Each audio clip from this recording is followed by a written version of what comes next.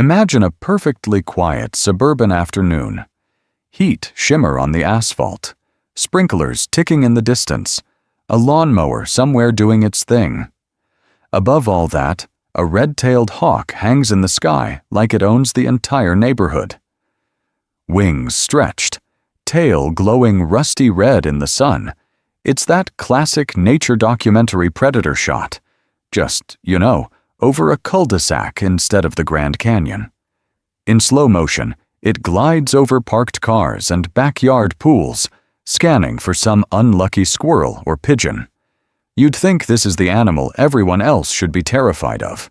Hooked beak, knife-tip talons, laser-focused stare, apex energy, top of the food chain, end of the story. Except it isn't. From the corner of the frame, a single tiny bird rockets in, then another, then 5. In a heartbeat, the sky above that quiet street turns into chaos. House sparrows, starlings, maybe a furious mockingbird, they just materialize from trees and power lines like they've been waiting for this moment all day. They're not fleeing, they're attacking. They scream, they dive, they slam into the hawk's back and shoulders. One actually lands on its tail for half a second, riding it like some unhinged, feathery cowboy. The big predator flinches, twists, tucks its wings, clearly trying to get away from something that weighs less than one of its toes. How's that for flipping the script? From the ground, if you'd never seen this before, it looks impossible. Why would a tiny songbird pick a fight it absolutely cannot win in a fair one-on-one battle? Why risk your life going after an animal that could eat you in a single bite? And why do they keep doing it, again and again, as if harassing a hawk is just part of the daily to-do list between breakfast and preening? Believe it or not, this isn't random courage or some Disney moment of underdog bravery. What if I told you this is a real, organized tactic with a name, a purpose, and rules that hundreds of bird species follow all over the world? Biologists call it mobbing. I know, not the most creative branding, but the strategy itself is wild. In those few seconds over your street, you're watching a hidden survival system kick into gear. One bird spots a threat, screams an alarm call, and suddenly the neighborhood shows up. Sometimes it's just one species. Sometimes it's a mixed flock like a feathery neighborhood watch, all united around a single mission: make the predator's life so annoying it gives up and leaves. And this isn't just about drama in the sky. This is about nests, eggs, helpless chicks tucked into gutters and hedges and porch lights. It's about tiny brains running a cost-benefit analysis that says, attacking the hunter is actually safer than staying quiet and hoping it doesn't notice you. Over the next 117 minutes, we're going to break this whole thing open. The science of mobbing, the strategy behind it, the species that take it to ridiculous extremes, and the surprisingly brutal ways little birds can control giant predators. By the end, you'll know exactly how to spot this secret war in your own neighborhood, and you'll never look at that peaceful suburban sky the same way again. So let's zoom in on what's actually happening in this sky war you've been ignoring on your way to work. There's a name for it. It's called mobbing. And no, it's not just birds being dramatic. Mobbing is when small birds gang up to harass, chase, and sometimes literally punch a much bigger predator in the face. We're talking chickadees versus owls, sparrows versus cats, crows versus eagles, and yeah, you heard me right, sometimes even birds versus you. Imagine you're walking near a beach and suddenly a gull drops out of the sky, screams in your ear, and smacks you on the head hard enough that you seriously reconsider every life choice that led you near that nesting colony. That's mobbing. The gull isn't confused or angry at humans in some vague way. It's running a very specific survival playbook. Scream, dive bomb, drive the threat away from the babies. Or picture a quiet winter forest. It looks peaceful, nothing moving. And then, out of nowhere, a group of tiny chickadees and titmice start losing their minds at a random patch of branches. You'd think they're overreacting too. I don't know. A weirdly shaped pine cone. But tucked in there is a camouflaged owl, trying to be invisible. The little birds surround it, scream non-stop, and keep calling in backup until every creature within earshot knows, hey, danger right here. Crows take it to an even more ridiculous level. You've probably seen a hawk or eagle soaring all majestic and thought, top of the food chain, untouchable. What if I told you that same bird might have a crow literally riding on its back mid-flight, yanking its feathers like a kid tormenting an older sibling? That's not a glitch in the food chain. That's the food chain talking back. And this isn't some rare, quirky behavior a few weird birds invented on a bad day. Mobbing has been documented in over 200 bird species worldwide. Forest songbirds, city pigeons, coastal terns, backyard robins, tropical parrots. From suburbs to remote islands, there's this global neighborhood watch system in the sky. Believe it or not, mixed flocks will even team up. So you get chickadees, nuthatches, and titmice all yelling at the same owl like a tiny feathery protest march. We like to imagine the food chain as clean and quiet, predators gliding in silence, ruling the sky, while prey just hide and hope not to be noticed. But the real picture is noisy, messy, and honestly kind of petty. Prey animals don't just run, they bully. They follow hawks, blow their cover, and scream so loudly that predators abandon what should be prime hunting spots because it's just not worth the harassment. So here's the weird part. If hiding is safer, why would evolution keep rewarding these loud, risky, attack the thing that can eat you in one bite? Strategies? Are these birds brave or just wired that way?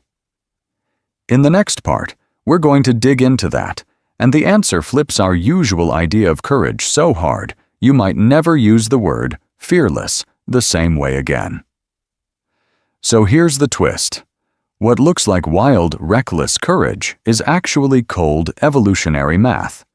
Imagine you're a tiny bird with a nest full of eggs. You dive at a hawk, you might get clipped.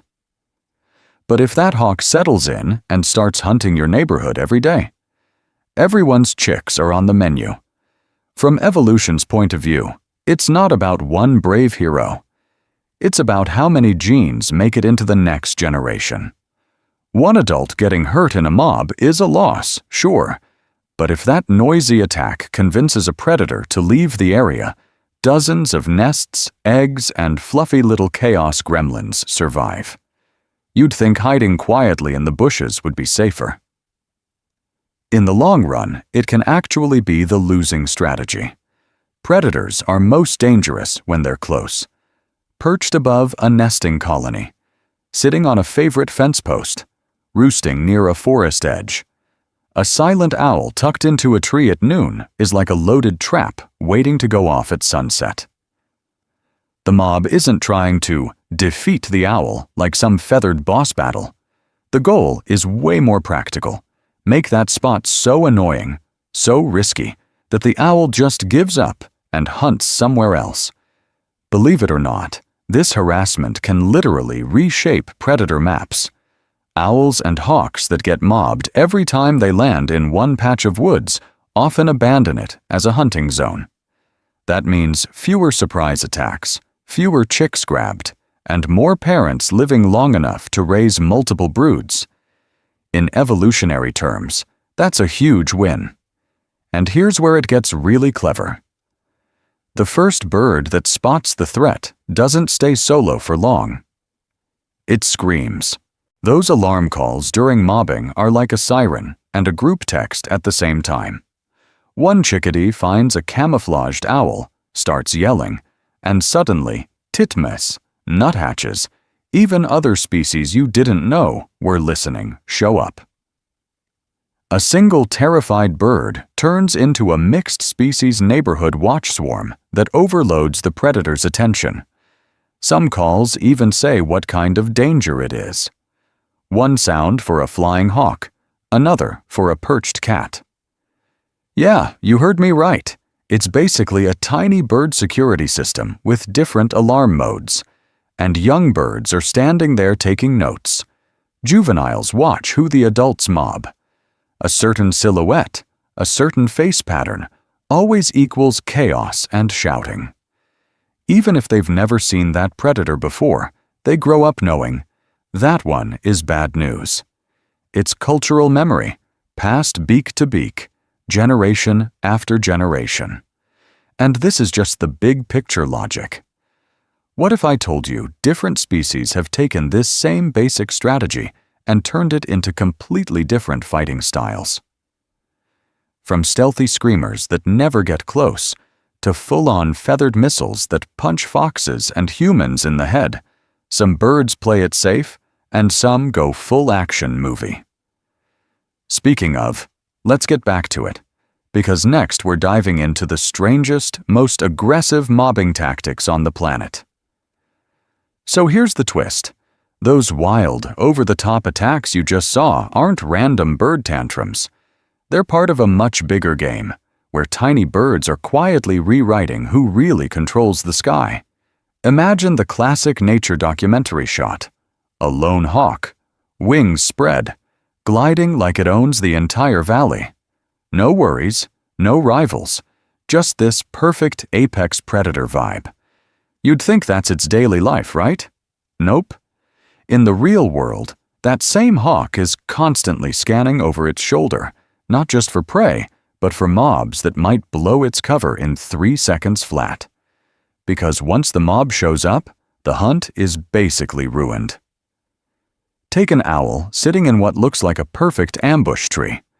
Great view, tons of mice below, nice shade, 10 out of 10 hunting spot. Then chickadees and titmice find it, start screaming their heads off, and every animal in the neighborhood suddenly knows exactly where the killer is. The owl can't surprise anything. It's burning energy, twisting its head around, and after a few days of this, it just gives up and abandons the spot. Believe it or not, that's the power move here. The little birds don't have to win a fight.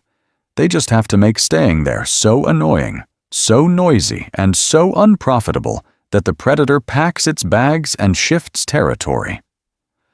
Over time, repeated mobbing can literally push hawks, owls, even cats away from the best hunting patches, which means fewer ambushes near nests and chicks. And it's not just one species doing this. What looks like chaotic screaming is actually a pretty slick information network.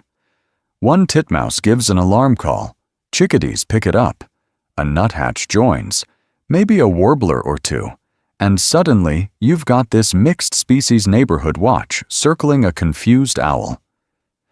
Different species can understand each other's alarm calls well enough to know. Big threat. Right there. Don't be stupid. Young birds are watching, learning who the bad guys are, even if they've never seen that predator before. How's that for a free training program? Ecologists have a name for the world that creates a landscape of fear. Predators aren't just flying through space, they're flying through a mental map of dangerous, noisy zones and quieter, safer ones. Every time a mob explodes around them, another red circle gets drawn on that map. Over weeks and years, tiny birds are literally editing where big predators feel comfortable hunting. And what if I told you that map might look totally different in your city? In some places, urban birds are actually bolder, louder, and more aggressive mobbers than their forest cousins, as if traffic, sirens, and leaf blowers have trained them not to care. Are we watching bird behavior evolve in real time? Keep that in your head, because next we're heading straight into the concrete jungle to see how city birds have turned mobbing into a whole new survival strategy. So if city birds are already turning the volume up to 11, how are we going to make sense of all this chaos? We're not just going to throw random bird fights at you and call it a day. We're going to walk through this like a documentary list, but instead of the rarest shark or some vanishing jungle animal, it's the fiercest, strangest little mobbers on the planet. Imagine a lineup that goes from the tiny backyard songbird outside your window to terns screaming over ocean cliffs, to street-smart urban crows that treat skyscrapers like trees. That's the journey. Each stop is a different feathered fighter, and each one is going to answer a piece of the puzzle of why small birds attack big predators at all. To keep you oriented, we're going to follow the same structure every time. First, we drop into their world, the environment, the soundscape, who's lurking around as a threat. Then we slow down and actually look at the bird itself, so you can picture it the next time you walk outside. After that, we watch how it mobs, the calls, the dive bombs, the wing snaps, the way it recruits allies like it's running a tiny neighborhood watch. Then comes my favorite part, what scientists still can't explain. You'd think, in 2026, we'd have every sparrow mood swing figured out, right? Believe it or not, there are still huge questions, like why some species throw themselves into the fight while others hang back, or how a chick that just left the nest already knows which owl is bad news. We'll use those mysteries to talk about what mobbing really says about survival and evolution. And underneath every single scene, there's an emotional thread I don't want you to miss. When you see a swallow slam into a hawk's back or a tern smack a fox on the nose, you're not just watching random bird rage. You're watching parents defend nests and chicks you will never see. Eggs hidden in grass, tiny bodies buried deep in a hedge, whole families whose only chance is that their guardians scream louder than their fear. Along the way, we're going to tackle the big questions head on. Are mobbing birds actually brave, or just running on hardwired instinct? Can predators evolve counter-strategies and learn to tune out the noise, or even use mobbing birds as free alarm systems? And in our own cities, is all this concrete and constant noise actually making birds more aggressive toward us and every other predator sharing the sidewalk? Speaking of sidewalks, let's get back to it. Because next, we're not going to some remote island. We're heading straight into your neighborhood to meet one of the loudest, bravest, most underestimated mobbers on Earth. The tiny chickadee that stands its ground and screams at owls 10 times its size. Yeah, you heard me right. So imagine you're standing on a snowy sidewalk, coffee in one hand, phone in the other, not really paying attention to anything. And right above your head, the loudest thing in the forest is a bird the size of a golf ball. This is the black-capped chickadee. It's tiny, round, and looks like it was designed by a kid with 3 crayons, black cap and bib, white cheeks, soft gray wings and back. When it lands, it doesn't just sit there. It twitches, bounces, tilts its head like it's reading your thoughts. You'd think something that cute would spend its life hiding. Yeah, you heard me right. You see them in places you already know. Mixed woodlands with tall maples and pines, suburban hedges buzzing with traffic noise, feeders dusted with snow right outside your kitchen window. They zip in, grab a seed, vanish into a nearby branch. Ordinary backyard stuff. But just a few meters away, buried in the tangle of branches, there might be something else. A silent, camouflaged owl, frozen in place, patterned in mottled browns and grays so it looks exactly like the tree itself. What if I told you that this little puffball is often the first animal to find that owl? The chickadee belongs to the tit family, Paridae, along with titmice and other small, active songbirds. These are not quiet background extras. They're information hubs, and their superpower isn't claws or speed. It's their voice. You know that chick-a-dee-dee-dee call you've heard a million times and maybe ignored? Believe it or not, that's not just bird small talk. It's a coded message. Chickadees use different patterns, pitches, and especially the number of D notes to broadcast what kind of threat they've spotted and how dangerous it is. More Ds can mean a sneakier or more maneuverable predator. How's that for a neighborhood group chat? So a chickadee spots a perched owl in broad daylight. The owl is built to kill birds exactly like it. Huge forward-facing eyes, hooked beak, talons that could end this tiny thing in a second. You'd think the safest move is to shut up and back away slowly, right? Nope.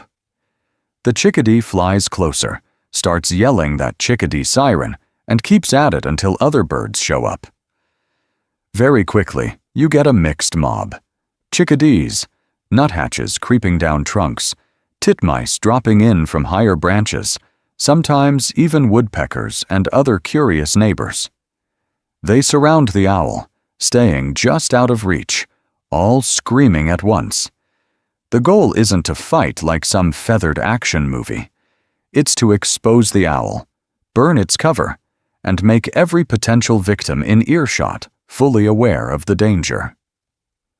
So how does a creature that fragile get away with taunting a flying murder machine, and why doesn't the owl just snap one up as a snack? To answer that, we have to zoom out from this one backyard and look at the brutal math of risk and reward that drives mobbing in the first place. And this is where chickadees basically turn into tiny air raid coordinators. Imagine you're that fragile little bird staring at an owl that could erase you in one bite. You don't have claws, you don't have armor, you don't even have size. What you do have is syllables. Chickadees use their name as a code, chick-a-dee-dee. But here's the twist. The more D notes they tack on, the more dangerous the predator. It's like a living, screaming 5-star danger rating. Low threat? Maybe it's a slow, clumsy predator. You get a casual chick-a-dee-dee.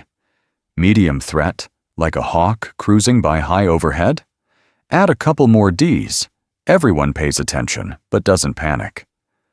Now a small, agile owl that can thread branches and nail you in the dark.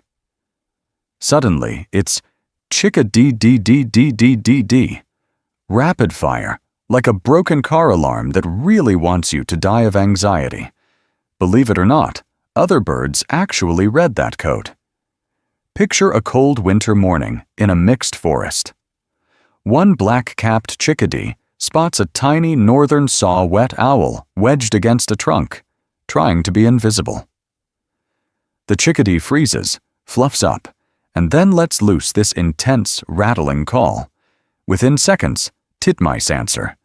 Then nuthatches. Then a downy woodpecker. You'd think we sent out a group text.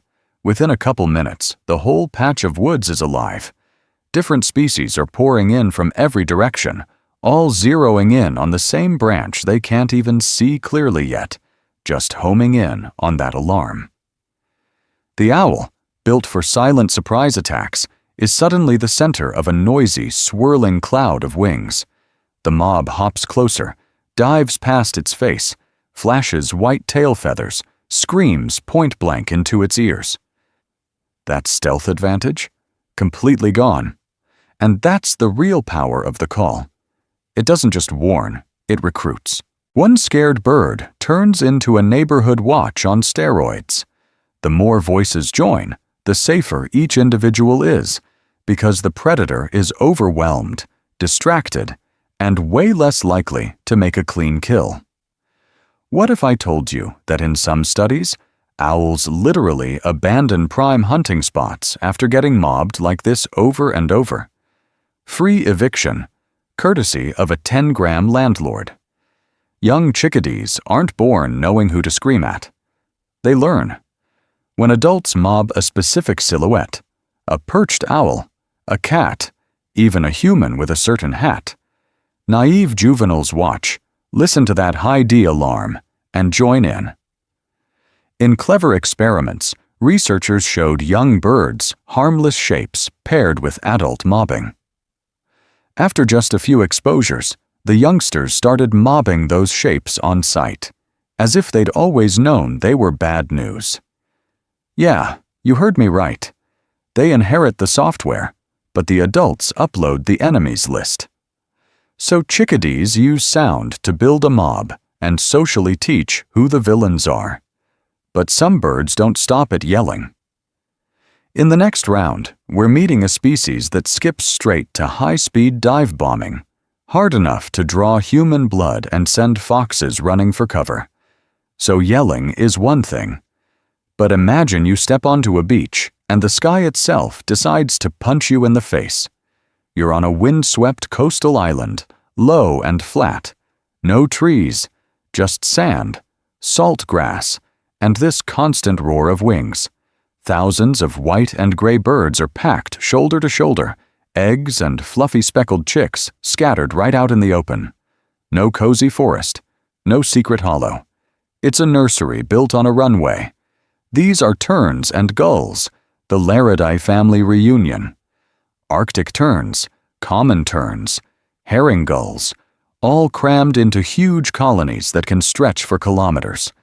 And on a landscape this exposed, anything that doesn't look like a screaming white bird is instantly suspicious.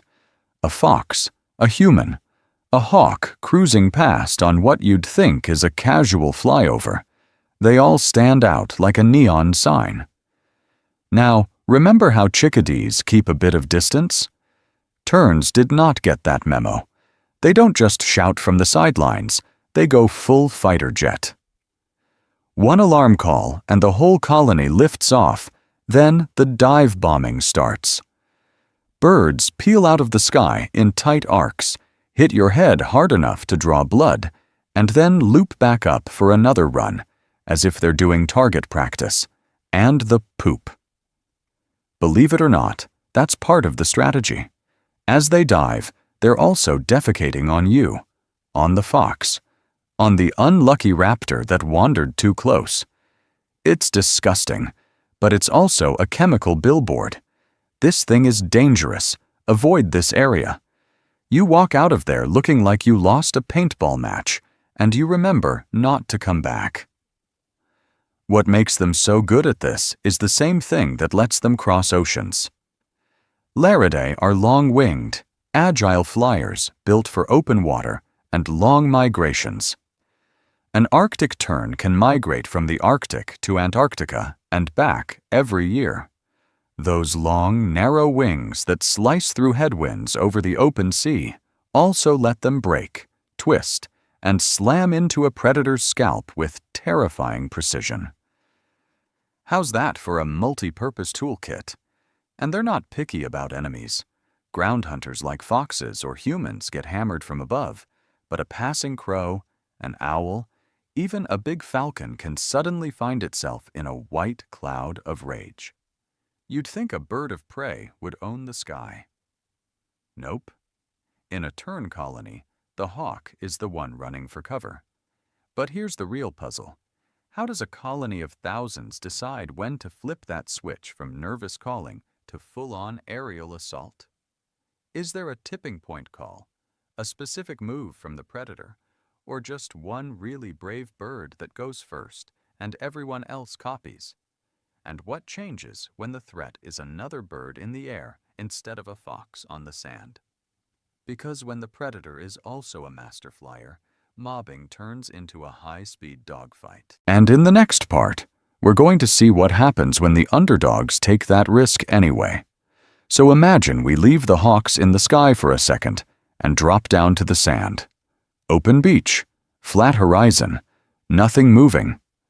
And then a fox takes one step too far into a tern colony. The world explodes. The air goes from empty to solid white wings and sound, like somebody hit fast forward on a hurricane. You'd think a little seabird would just sneak away and hope for the best, right? Nope.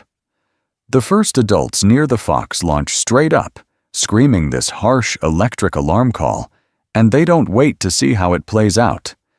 They dive in waves, clipping its back, its ears, the top of its head with needle-sharp bills that absolutely do not feel like a gentle beach day. From above, it looks almost choreographed. Birds closest to the predator react first, then the next ring of nests lights up, and the next, until the alarm ripples outward like someone dropped a stone in a feathery pond. A second ago, a few parents were nervous. 10 seconds later, the entire colony is in the air, a living storm centered on one very confused fox. And it's not just foxes. Swap in a human researcher walking in to count chicks, and you get the same reaction. Believe it or not, biologists working in tern colonies wear helmets and thick jackets in summer because these tiny creatures will happily open up your scalp while you're trying to help them. It's like volunteering for a charity and getting paid in dive bombs. So why is this worth it for the birds? The risk-reward balance is brutal.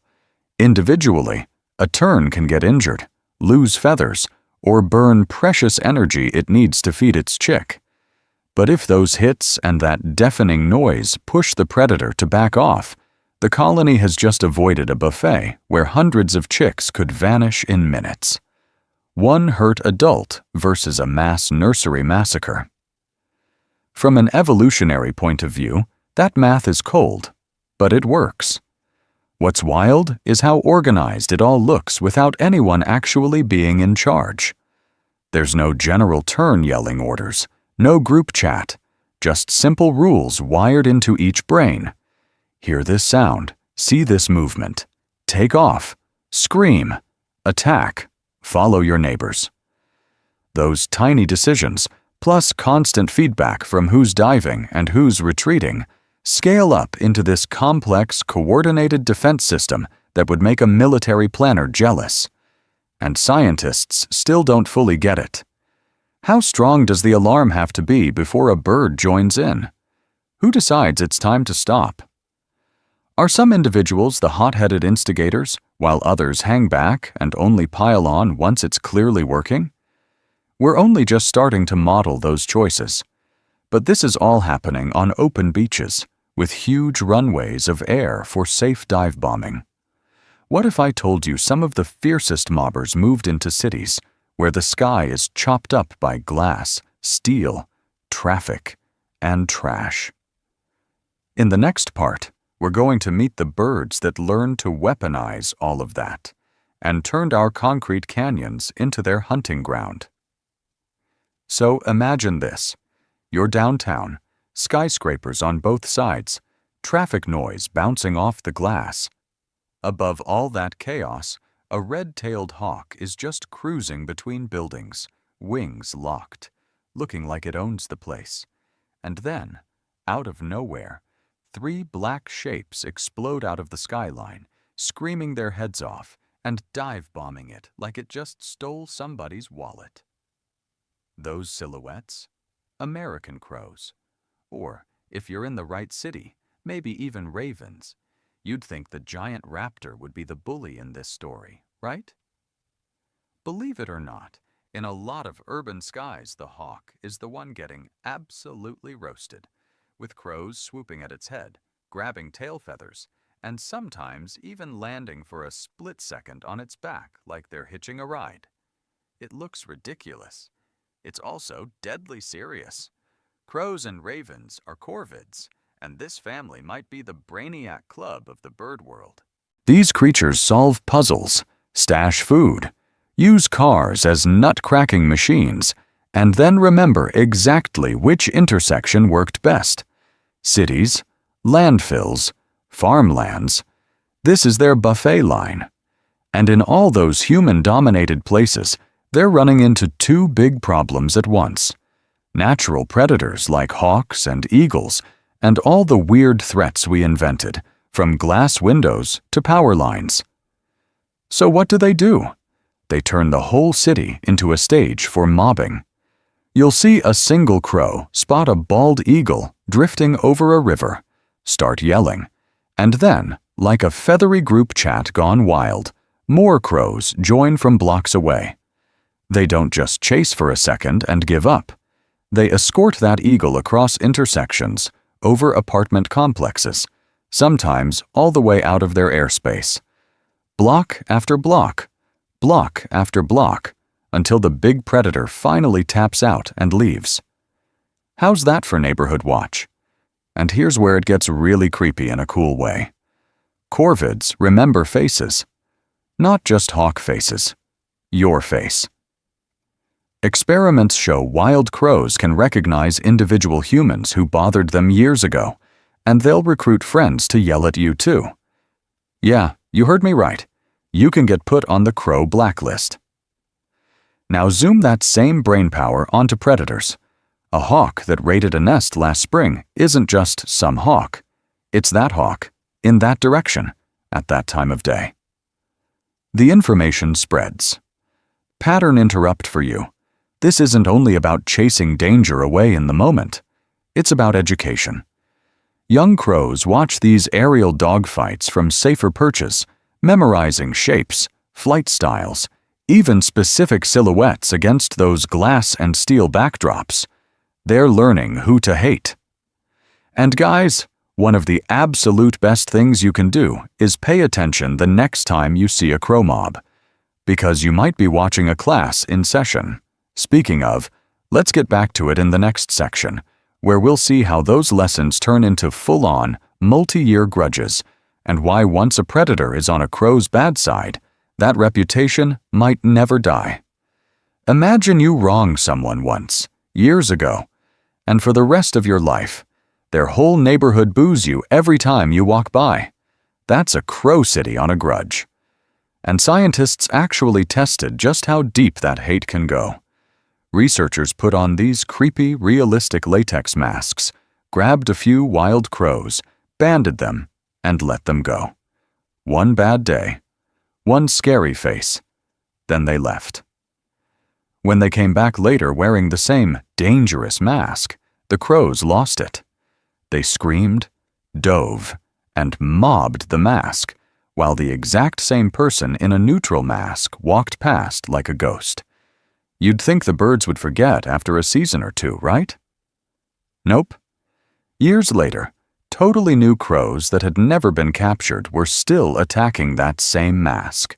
Same eyes, same nose. Instant rage. And here's the wild part. Those young birds weren't just guessing. They'd watched their parents and neighbors freak out at that face, and they copied it. What if I told you that, in crow society, hatred is basically a family heirloom? This is predator recognition turned up to 11. Crows don't just see big, scary animal. They build mental catalogs of dangerous shapes and individuals. The outline of a hawk slicing across the sky, the hunched bulk of an owl on a branch, the way a cat moves through grass, even the particular walk of one sketchy human in a certain hat. Each one gets filed under "Do Not Trust," and that file gets shared. How do they share it? With noise and drama. When a crow spots a threat, it throws an alarm call that's basically, "Hey you, look at this guy." Other crows rush in, see the predator, and join the mob. Juveniles tag along like teenagers at a neighborhood watch meeting, watching exactly which creature gets screamed at and from what angle. They might never have been attacked, but they're memorizing a social map of enemies in real time. Believe it or not, that chaos is also a classroom. Mobbing is defense, sure, but it's also education. It pushes a hawk or owl out of prime hunting territory today, and at the same time, it trains the next generation to recognize that same predator faster, from farther away, with less hesitation. It's like handing your kids a preloaded, most wanted list, instead of making them learn the hard way. And guys, once you see it that way, every screaming crow gang over your head starts to look like a drill, a living, flying curriculum in who to hate. But predators aren't statues. They watch, they learn, they adapt. So in the next section, we're going to flip the script and ask, if crows can weaponize mobbing, can predators ever turn that noisy, angry cloud to their own advantage and use the bird's fury against them? Predators aren't just punching bags with wings attached. If crows are running a noisy school for who to hate, hawks and owls are the kids in the back row, quietly taking notes, figuring out how to cheat on the final. Take Cooper's hawks. These are forest specialists, built like guided missiles with feathers. You'd think a bird that fast and that sharp would just bulldoze through any mob that gets in its way, right? But imagine you're a Cooper's hawk weaving through dense branches, trying to surprise a clueless pigeon. The last thing you want is a screaming cloud of chickadees and crows announcing your every move like a flying siren. So some hawks adapt. They hunt from surprise perches tucked deep in the trees, and when a certain branch turns into the neighborhood's favorite yelling spot, they just stop using it. Believe it or not, there's evidence they avoid perches where they've been heavily mobbed before, as if they're mapping out noisy zones in their mental GPS. Quiet branch? Good. Loud branch? Bad. It's not just about peace and quiet. It's about keeping the element of surprise alive. Owls take that stealth obsession and crank it up to 11. These are nocturnal ambush artists, designed to be invisible. Soft feathers, silent flight, big eyes, the whole horror movie package. But in daylight, they're sitting ducks with a PR problem. The moment a tiny titmouse or crow finds a roosting owl, the entire forest can explode into a mobbing chorus.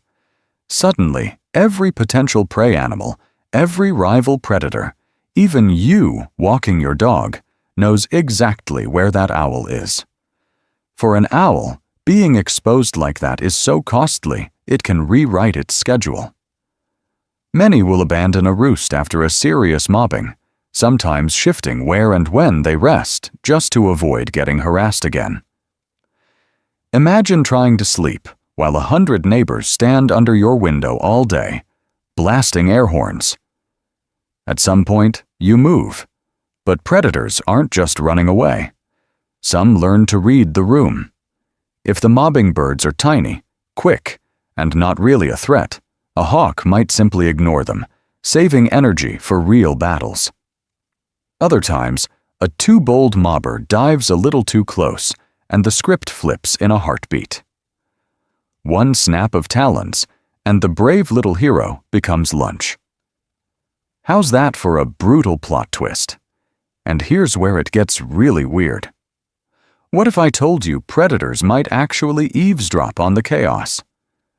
There's a live scientific debate over whether hawks and owls can use mobbing calls as signals, not just to avoid danger, but to locate other predators or even dense pockets of prey. That angry soundtrack overhead might be a kind of accidental radio station, broadcasting where the action is. So if this is an arms race, we've only seen the warm-up. To watch it hit its most dramatic, almost unreal level, we have to leave the city lights behind and head deep into the forest, where a silent killer drifts between the trees, and a chorus of tiny, furious voices is already waiting. Imagine the forest goes from calm to chaos in 3 seconds flat. One moment, it's just a quiet morning under the canopy. Shafts of light sliding between trunks, the soft hiss of insects in the background. And then a razor-sharp scream cuts through it, like someone just flipped the station from meditation playlist to emergency alert. You hear it first as a single scolding call, then another, then a whole string of them. Chickadees, titmice, nuthatches, all snapping out these harsh, repetitive notes as they rocket toward the same dark clump of branches. You'd think some rare treat just dropped from the sky. But no, this is the sound of panic with a plan. As we push in, the camera finally finds the target. Tucked against the trunk is a small owl, an eastern screech owl, trying very hard to pretend none of this is happening. Its eyes are half closed, ear tufts angled back, feathers puffed up in that "I'm invisible, please go away" pose. But the mob isn't buying it. Tiny bodies hop closer and closer, wings flicking, tails jerking, like a row of hecklers edging right up to the stage. Believe it or not, this isn't random screaming. Each species has a job. Chickadees and titmice are the sirens, pouring out rapid-fire alarm notes that basically translate to "Danger here, right now. Come look." Nuthatches creep in along the bark, head down on the trunk, getting angles other birds can't, while woodpeckers hang back but add these harsh, carrying calls that echo through the forest. Every shout makes the owl easier to see and harder to ignore. From the owl's point of view, this is a nightmare. It hunts at night, it really just wants to sleep. And suddenly, it's the main character in a very loud neighborhood watch meeting. Predators like this often abandon great hunting spots after enough of these episodes. Imagine losing your favorite restaurant because the locals keep forming a protest line every time you show up. And it's not just birds paying attention. A squirrel freezes on a nearby branch, tail twitching, then inches closer to get a look. Out in a sunlit opening, a deer lifts its head mid-chew, ears swiveling toward the noise. These animals use bird mobs like a public alarm system, a kind of living siren network that says, "Hey, that shadow in the tree? That's trouble." The owl has basically been tagged as a walking, or really perching, hazard. What if I told you this forest drama doesn't always stay bird versus bird? In some woods, those same alarm calls pull in bigger players: foxes slinking through the undergrowth, house cats at the forest edge, even raccoons looking for an easy meal. And the songbirds? Yeah, you heard me right. They'll go after them too, dive-bombing ears and backs as if a fox was just another oversized pigeon. So this little standoff in the branches is more than just noise. It's a training ground, a warning system, and the opening act for some much wilder confrontations that are still to come. And you don't have to hike into some remote forest to see the next phase. It's probably happening 10 meters from your couch. Imagine a quiet backyard afternoon. A house cat slips under the shrubs, tail twitching, moving that slow-motion stalk it thinks makes it invisible. Above it, the neighborhood explodes. Robins hop to the lower branches, blackbirds line the fence, sparrows cram into the hedge, all yelling their heads off and tracking every step like a furry criminal on a spotlighted stage. You'd think a 10-pound predator with knives for hands would be the one calling the shots, right? Nope. The cat is suddenly the most exposed animal in the yard. Every move it makes is announced. Every attempt at sneaking is ruined. That wall of sound is basically the bird version of someone shouting, "Hey guys, free burglar alert over here." And it's not just about being noisy for fun. For a lot of these birds, ground predators are the real nightmare. Foxes nosing through low shrubs, raccoons raiding at night, snakes slipping into grass, and domestic cats patrolling under feeders all pose a massive risk to nests and fledglings tucked just above the ground. If your entire family is sitting in a bush 2 feet off the lawn, a creeping cat is way scarier than a hawk cruising 100 meters up. So when that threat shows up, mobbing goes into overdrive. Adults dive low, snap their wings right past ears, and unleash alarm calls that can pull in other species, turning your yard into a mixed species neighborhood watch.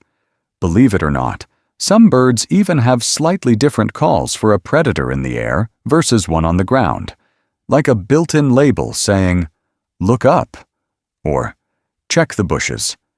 And humans? We're not off limits. Head to a tern or gull colony in breeding season, and you'll find out fast.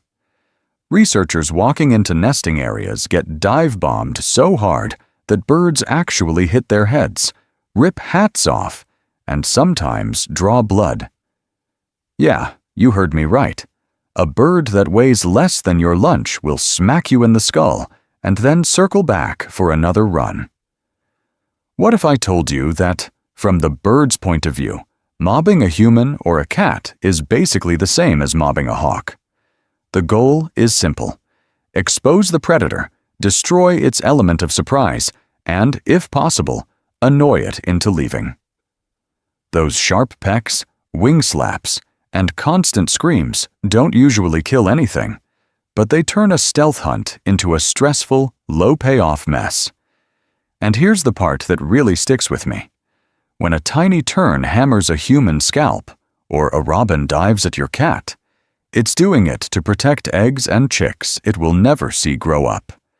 Is that just hardwired instinct firing away? Or is there something we'd almost dare to call courage hiding in those tiny brains? In the next part, we're going to push that question even further. So let's sit with that for a second. A bird throwing itself at a predator for chicks it'll never meet. You'd think that has to be courage, right? The tiny feathered hero standing up to the neighborhood bully. And honestly, that story feels good. It fits the way we like to see the world. We love an underdog. We love the idea that this rare little creature is making a moral stand, like a robin with a superhero cape. When a crow chases a hawk across the sky, or a tern smacks a fox on the head, it's really tempting to read it like a movie scene. Villain, victim, unexpected hero, roll credits. But imagine you could zoom way out, past the drama, past the soundtrack in your head, and just look at what survives and what doesn't. From that cold, evolutionary angle, mobbing looks a lot less like a personal choice and a lot more like programming. Birds that screamed, dove, and recruited the neighbors were more likely to keep their nests intact. More chicks survived. More of those mobbing genes and mobbing tendencies made it into the next generation. Believe it or not, this isn't some quirky behavior in one or two species. Mobbing has been documented in over 200 bird species worldwide, from tiny chickadees to big loud crows. Over millions of years, natural selection has basically run a giant, brutal experiment. Stay quiet and lose your babies, or take a risk, yell your head off, and live to pass on your DNA. The birds we see today? They're the descendants of the ones who took the risk. But here's where it gets messy, and honestly, more interesting. Not every bird in a mob acts the same. Some individuals are the first to rush in, the ones that spot a perched owl and just go for it. Others hang back on the outer branches, yelling but not exactly volunteering as tribute. That mix of bold and shy isn't random. It hints at a blend of genetics and life experience, a built-in personality, plus whatever each animal has learned from close calls, failed nests, and watching who actually survives. What if I told you that in a crow neighborhood, the loudest, boldest bird might be the one that kicks off most of the mobs, while quieter birds only join once it's clearly safe enough? It's like a feathered version of that friend who always confronts the creepy guy on the train while everyone else suddenly discovers their phone. Same species, very different thresholds for risk. So is that bravery? Or just different settings on the same survival software? In a way, it doesn't matter. Call it courage, call it coding. The result is identical. Predators get harassed. Hunting spots become uncomfortable, nests stay safer, and the behavior spreads both through genes and through social learning as young birds watch the chaos and take notes. But here's the twist we haven't touched yet. Those mobs aren't just noise, they're language. Tiny, specific, predator-coded language. And once you hear what birds are actually saying when they scream at a hawk versus a cat, you start to realize this strategy runs way deeper than it looks on the surface.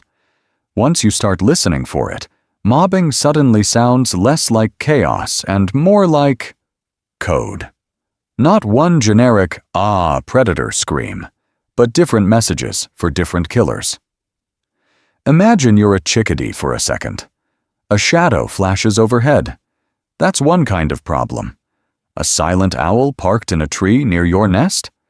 Totally different problem. And the wild part is, a lot of birds don't just feel that difference, they say it out loud.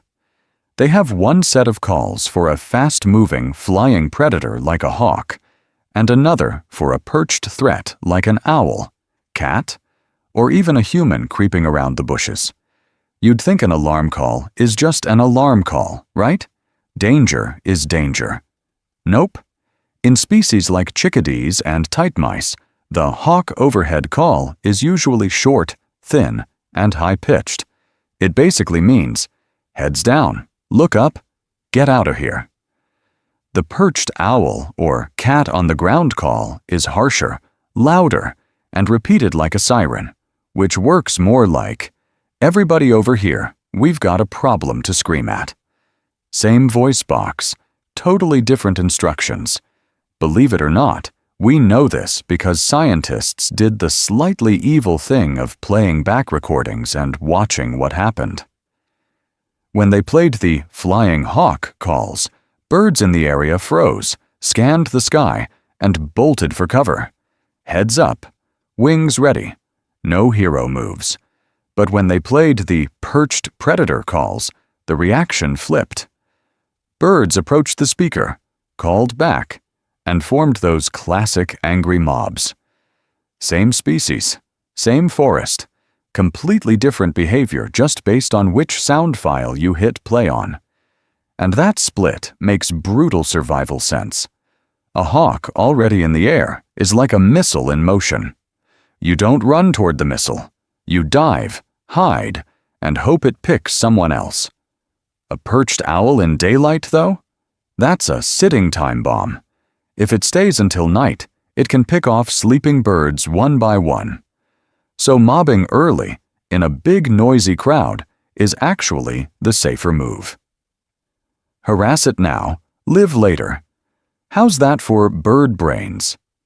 We're talking about tiny animals that can encode not just danger, but type of danger and recommended response in a split-second shout. And it gets even more impressive. Those calls don't always stay within one species.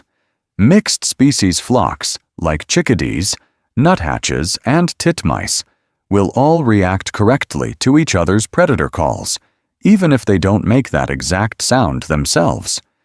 It's like a shared acoustic vocabulary of danger running through the whole neighborhood watch. One bird yells, "Owl." Everyone in earshot gets the memo. But what if I told you this language has a weak spot? It works great for hawks, owls, and cats they've known for millions of years. What happens when a brand new predator walks in, rewrites the landscape, and never plays by the old rules, like us building cities, bringing our pets, and leaving lights on all night? So imagine this. You're in a busy city park on a Saturday morning. Dogs are crashing through the grass. Joggers are puffing past with earbuds in. Traffic is roaring on all sides. And above all, that human noise, you suddenly hear it. Sharp, panicked alarm calls. You look up, and there it is. A hawk parked on a light pole, getting absolutely screamed at by pigeons and crows. You'd think a big predator in the middle of a concrete jungle would have the advantage, right? Fewer trees, fewer hiding spots, Birds too distracted by French fries and stroller wheels to care. But believe it or not, some city birds are turning into little feathered punks. Studies keep finding that urban birds are less afraid of us, walking right past people and cars, but more aggressive towards certain predators. When your whole life is sirens, leaf blowers, and skateboards, only the boldest individuals keep breeding. Over time, that can shift the whole personality of a population. So now you've got this new kind of bird, not a shy forest songbird, but a street-smart animal that's used to chaos. It's learned that humans mostly ignore it. But that hawk? That cat? That crow eyeing the nest? Those are the real problems. And instead of freezing, these birds go on the offensive. They'll mob a hawk on a stadium light, chase a crow across a parking lot, or dive bomb a cat slinking under a park bench while people film it for TikTok. The battlefield itself has changed too. In a forest, threats come from branches and trunks. In a city, it's buildings, poles, and wires. Those artificial structures make perfect perches and ambush points for predators, so the birds have to rewrite their playbook. A hawk can launch from a billboard, vanish behind an office block, then reappear at rooftop level like some stealth jet. So the mobbing has to go vertical. You'll see sparrows and starlings spiraling up elevator shaft air currents, crows flanking along power lines, everyone trying to flush the predator out of this three-dimensional maze of glass and concrete. And here's a weird question. Are city birds even mobbing the same enemies as their forest cousins? Out in the woods, the main villains are hawks and owls. In town, a lot of the drama is around cats, crows, gulls, and us. Gulls smashing into people's heads near rooftop nests, terns drawing blood on beachgoers, crows shouting at specific humans they've decided they don't like. Yeah, you heard me right. In some places, we are the predator that gets mobbed. All of this is about survival in a human-built world. And speaking of how you deal with your own habitat, that brings me to something a little different. How we, as outdoor humans, actually gear up to handle our environments before we head back into this bird war over our heads. So, quick pause from the bird street fights for a second, because some of you are probably thinking, okay, this is cool, but I never see this stuff in real life.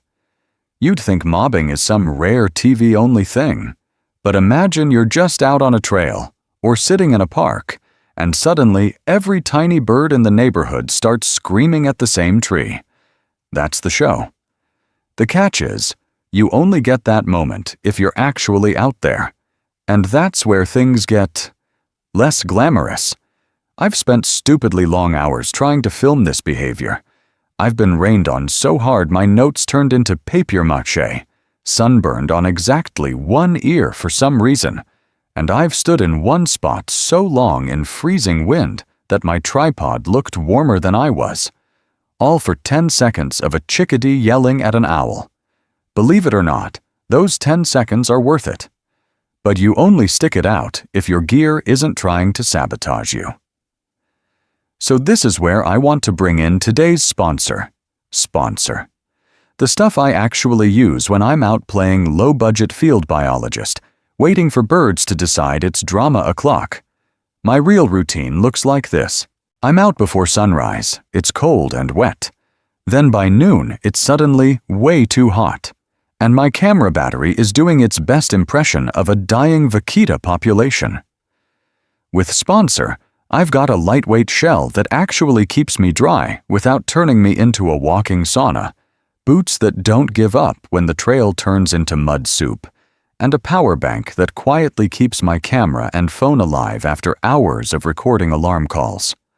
What if I told you the difference between, wow, I just watched a crow ride a hawk's back, and I went home because my feet were numb, is literally just how prepared you are. Durable fabric that doesn't rip the first time you push through brush, weather resistance so you can stay put when the drizzle turns into real rain, and enough battery life that you're not playing Who Dies First with your camera at 3%. How's that for invisible science support crew? Guys, one of the absolute best things you can do if you want to see this behavior for yourself is make it easy to stay outside longer. Comfortable layers mean you actually listen for that sudden explosion of alarm calls.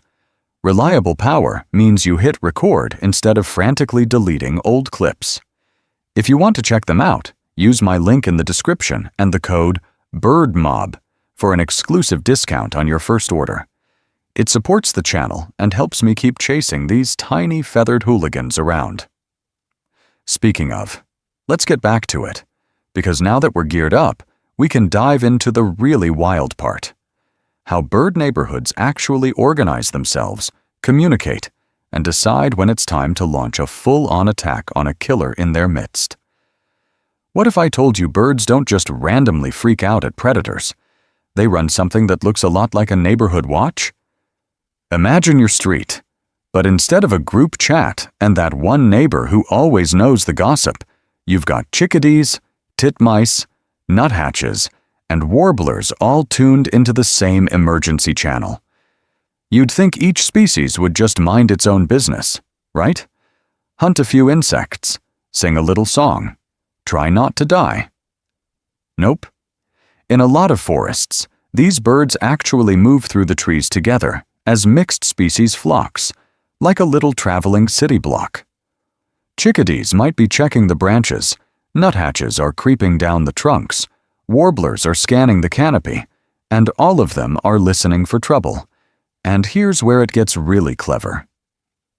Different birds are good at spotting different threats. One species might be extra sharp at noticing a perched owl, another is better at picking up a hawk slicing through the sky. So when one bird spots something sketchy, it doesn't just quietly avoid it. It yells, loudly, in its own language. Believe it or not, those alarm calls are kind of cross-compatible. A chickadee gives its harsh, buzzy warning, and the titmice nearby go, "Got it," and fire off their own alarms. Then the nuthatches join in. Then the warblers. Then whoever else is in earshot. In a few seconds, you get this cascading wave of sound that races through the forest, labeling not just that there's a predator, but roughly where it is and what kind of danger we're talking about. To you, it just sounds like chaos. To them, it's a coordinated alert system. One little bird pulls the fire alarm, and suddenly, dozens of animals know, "Okay, hawk, top of the ridge. Do not go over there unless you want to be lunch." How's that for a real-time security update, without a single push notification? And just like human neighborhoods, not everyone plays the same role. Some species are the sentinels, the loudmouths, the ones that always seem a little too invested in what's going on. Chickadees and titmice are classic examples. They're more vigilant, more vocal, and they'll be the first to start mobbing. Other birds are, let's say, quieter subscribers. They hang back, listen in, and cash in on the warnings without doing much of the yelling themselves. You know that neighbor who never comes to the meeting but always knows when the suspicious van is back? Same energy. But here's the twist. This isn't just neighborhood drama. In some places, this feathery watch system is the only thing standing between a single silent owl and the complete wipeout of an entire nesting area. And the way they push back is about to get a lot more aggressive than just yelling from the trees. So here's the brutal choice if you're a tiny bird with a nest full of screaming, featherless nuggets. Do you shut up and hope the monster passes by? Or do you light up the sky with alarm calls and basically yell, "Hey, predator, over here"? On paper, silence sounds smart. Hide, freeze, blend in. You'd think the safest move is to sit tight and trust your camouflage, especially if your nest is just a flimsy cup of grass out on an open branch. But imagine being a hawk or a fox for a second. Your whole job is scanning, constantly. Tiny rustles, a quick wing flick, that last-second panic flight? That's the neon sign. Predators like red-tailed hawks, owls, even foxes and cats are not just cruising around randomly. They're keying in on patterns of movement and sound, then zooming in on anything that looks nervous. A bird that stays totally quiet until the predator is almost on top of the nest usually has one move left: explode out of cover at the worst possible time. And believe it or not, that panicked escape can draw the predator's eyes straight to the exact bush or patch of reeds it should be searching. Mobbing flips that script. Instead of waiting for the threat to get close enough to notice the nest, the adults go on offense early. They start screaming, dive bombing, flashing their wings, sometimes even pecking the predator's head. Suddenly, the hawk isn't in search mode anymore. It's in defend my face mode. That's the key. Mobbing drags the predator's attention away from quietly scanning for hidden chicks and locks it onto loud, fast, very visible adults. And those adults are built for this. They're agile, they can juke and twist mid-air, and they know the terrain in 3 dimensions. Losing one adult is costly, sure, but losing the entire brood. For many species, that's a full year's genetic investment gone in a single afternoon. Now scale that up. Some birds don't just have one nest tucked away. Think of terns or gulls nesting on open beaches, or colonial swallows plastered under a bridge. One fox, one owl, one determined crow getting a free pass through that colony can mean dozens, sometimes hundreds of chicks wiped out in a single visit. How's that for a worst-case scenario? In those exposed or colonial setups, staying quiet isn't caution, it's roulette. The math shifts. Proactive defense, even if it looks reckless, is actually the safer group strategy. When a whole colony erupts into a screaming, swirling cloud around an intruder, the odds that any one chick gets singled out drop fast, while the odds the predator just gives up and leaves go way up. And what if I told you that this noisy strategy doesn't just save today's chicks, it can literally rewrite a predator's map of where it likes to hunt? In the next section, we'll look at real cases where repeated mobbing pushed hawks and owls out of prime areas entirely, reshaping whole landscapes of fear. Predators don't just wander around at random. They build mental maps. Imagine a hawk's brain like a heat map of the neighborhood. Bright zones where hunting is easy and quiet. Dark zones where every visit turns into a screaming, feathered riot. Every time a predator shows up, it's taking notes. How loud were the alarm calls? How many birds joined in? Did it actually catch anything? Or did the whole forest suddenly know it was coming? Over time, those memories stack up, and the animal starts sorting places into worth it and absolutely not dealing with that again. You'd think the big hunter decides everything, but the tiny mob can completely flip the script. Let's walk into a study-style scene. A barred owl picks a cozy grove at the edge of a field. Great cover, great view, great for ambushing mice, and, occasionally, an unlucky songbird. At first, it works. The owl dozes all day, hunts all night. Life is good. But the local chickadees and titmice figure out its hiding spot. One brave bird starts yelling, then another. Then the crows join in because, well, of course they do. Day after day, the same thing. The owl tries to nap, and suddenly it's surrounded by this mixed-species neighborhood watch, all shouting its location to every creature within earshot. No peace, no surprise attacks, and half the time other animals are already on alert before it even takes off. Believe it or not, many owls in real studies literally abandon roosts like this and shift to quieter, less optimal trees just to get some sleep. Hawks hit the same problem from the air. A red-tailed hawk might love a certain power pole because it overlooks a field full of tasty rodents and, sometimes, fledgling birds. But if that pole happens to be next to a super-vigilant nesting colony, think terns, gulls, or even corvids, it turns into a nightmare perch. The second the hawk lands, the sirens go off. Alarm calls, dive bombs, even birds riding on its back mid-flight, as if the sky is offering free hawk Uber. After enough of these bad days, the hawk's mental map updates. That route? Too noisy. That tree line? Always a mob. It starts flying a little wider, choosing perches farther from the chaos, even if the hunting isn't quite as good. Tiny shifts, a few wing beats this way or that, but multiplied over years and generations, they carve invisible no-go zones into the landscape. And those zones matter. Nests hidden inside these high-mobbing neighborhoods end up statistically safer, not because predators can't find them, but because predators have been trained not to bother. Generations of aggressive, loud, frankly annoying little birds have engineered a safer map using nothing but courage and noise. How's that for urban planning? But here's the twist. If wild birds can reshape predator behavior like this, what if I told you we might be able to copy that trick?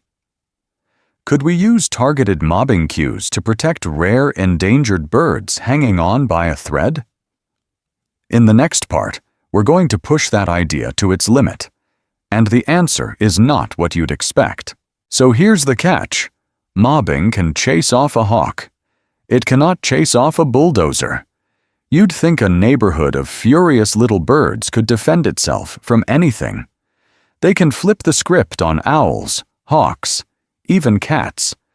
But imagine that same forest getting sliced into parking lots, roads, and tiny scraps of trees. You can't mob climate change. You can't dive bomb rising seas. Take some of the rare island seabirds in the Pacific. Terns, petrels, shearwaters. On paper, they're fearless. Thousands of adults screaming in the dark, slamming into anything that comes near their nesting cliffs, drawing blood from gulls, even driving off humans who wander too close, as if we're just very confused giant predators. The mob looks unstoppable. But zoom out, and the real enemy isn't a single owl. It's us. Their sandy nesting beaches are getting eaten away by storms and sea level rise. Cliffs collapse. Low islands flood more often.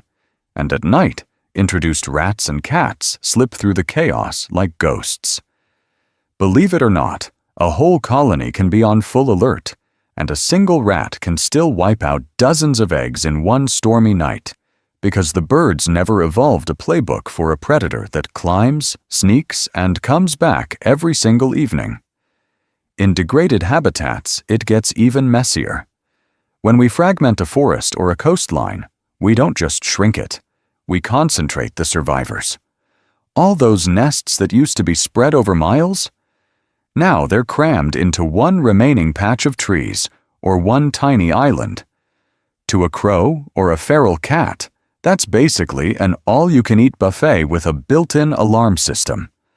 The birds still mob, still scream, still chase. But the predators learn the pattern, circle the hot spots, and keep coming back until something slips. And here's the weird twist. That same noisy desperation can actually help us help them.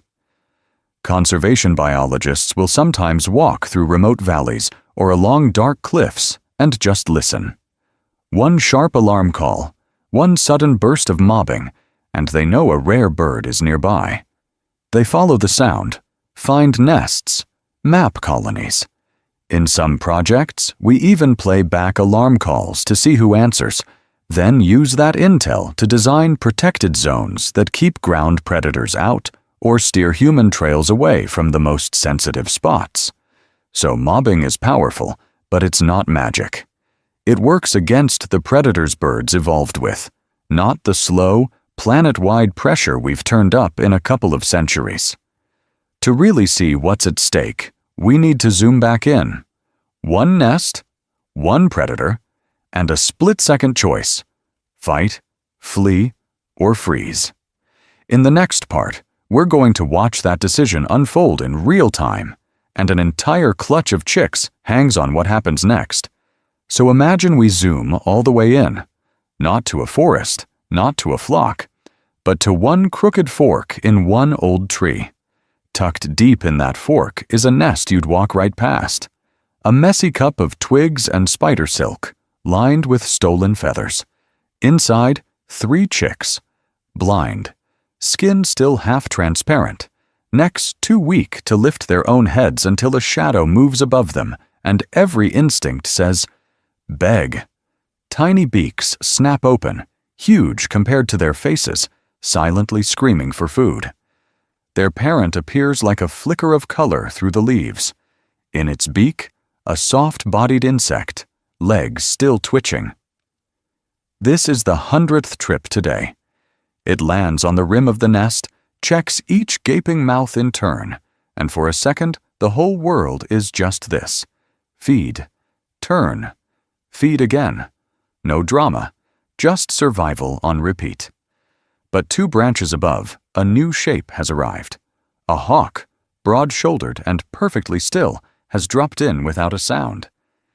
It's been watching this tree, timing these flights. From its point of view, this isn't a family drama. It's a math problem. 1 tired songbird, 3 helpless snacks, minimal effort, maximum calories. You'd think the ending is obvious. The parent looks up. Time stretches, heart hammering, chest feathers pulsing. It freezes for half a beat. That beat is everything. Stay quiet and hope the hawk hasn't locked onto the nest? Bolt and maybe lead it right back here? Or do the most unsensible thing in the world: announce the danger at full volume? Believe it or not, that's the safer move. The bird drops the insect. Its body snaps from stillness into pure alarm. A single, piercing call rips out of its throat, way louder than something that small has any right to be. Then it launches straight toward the hawk's face, wings flared so wide it looks twice its size, tail spread, feet out like it's actually planning to hit this flying chainsaw.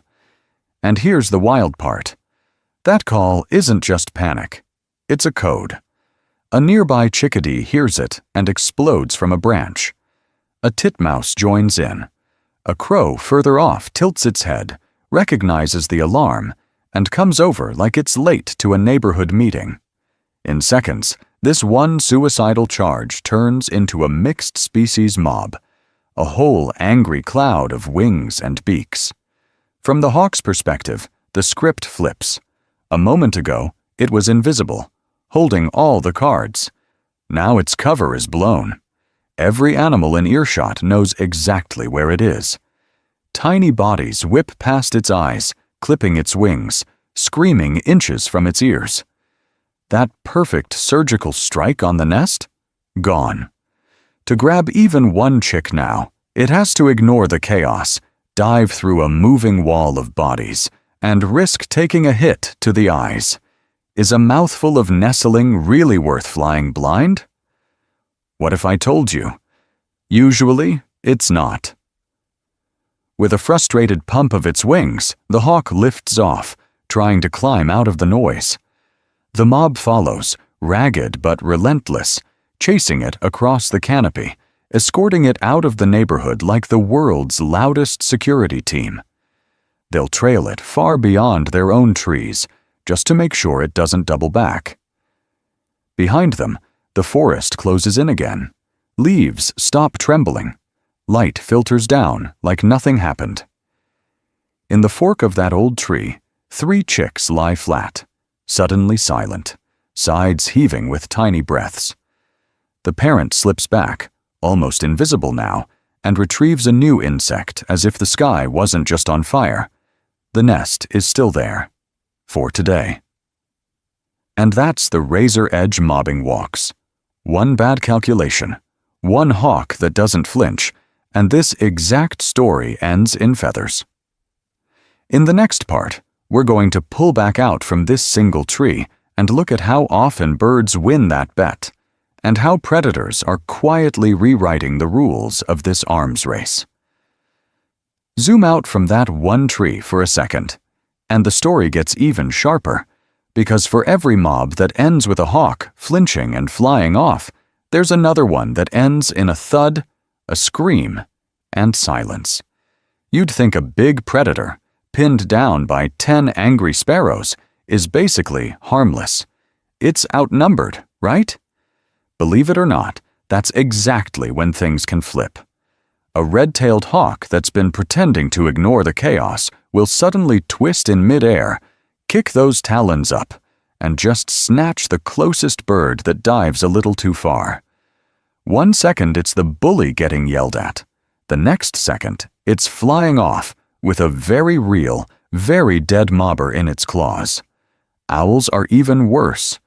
Imagine an owl sitting on a branch in broad daylight, eyes half closed, while chickadees and titmice scream in its face. Everyone's convinced it's basically a feathered log. Then, one bird lands a bit too close, maybe trying to peck its head for extra style points, and the log explodes into movement. A single snap of that hooked beak, or a lightning-fast grab, and the bravest bird in the woods just vanished into the predator it was trying to expose. And it's not just claws and beaks. Sometimes the danger comes from the mob itself. Terns and gulls that dive-bomb intruders over nesting colonies hit hard enough to draw blood from humans, so you can imagine the impact when they misjudge by a few centimeters. A tern screaming down at a fox or a person can clip a rock, smash into another bird, or slam the ground at full speed. The predator doesn't even have to fight back. Gravity does the work. All of that is on top of the slow, invisible cost: energy. Every time parents leave the nest to join a mob, that's time they're not feeding chicks, not brooding eggs, not watching for a snake sneaking in from the other side. In a busy breeding season, some birds are mobbing multiple times a day. It's like having to sprint to the end of your street and yell at a burglar every hour, all while trying to raise a family.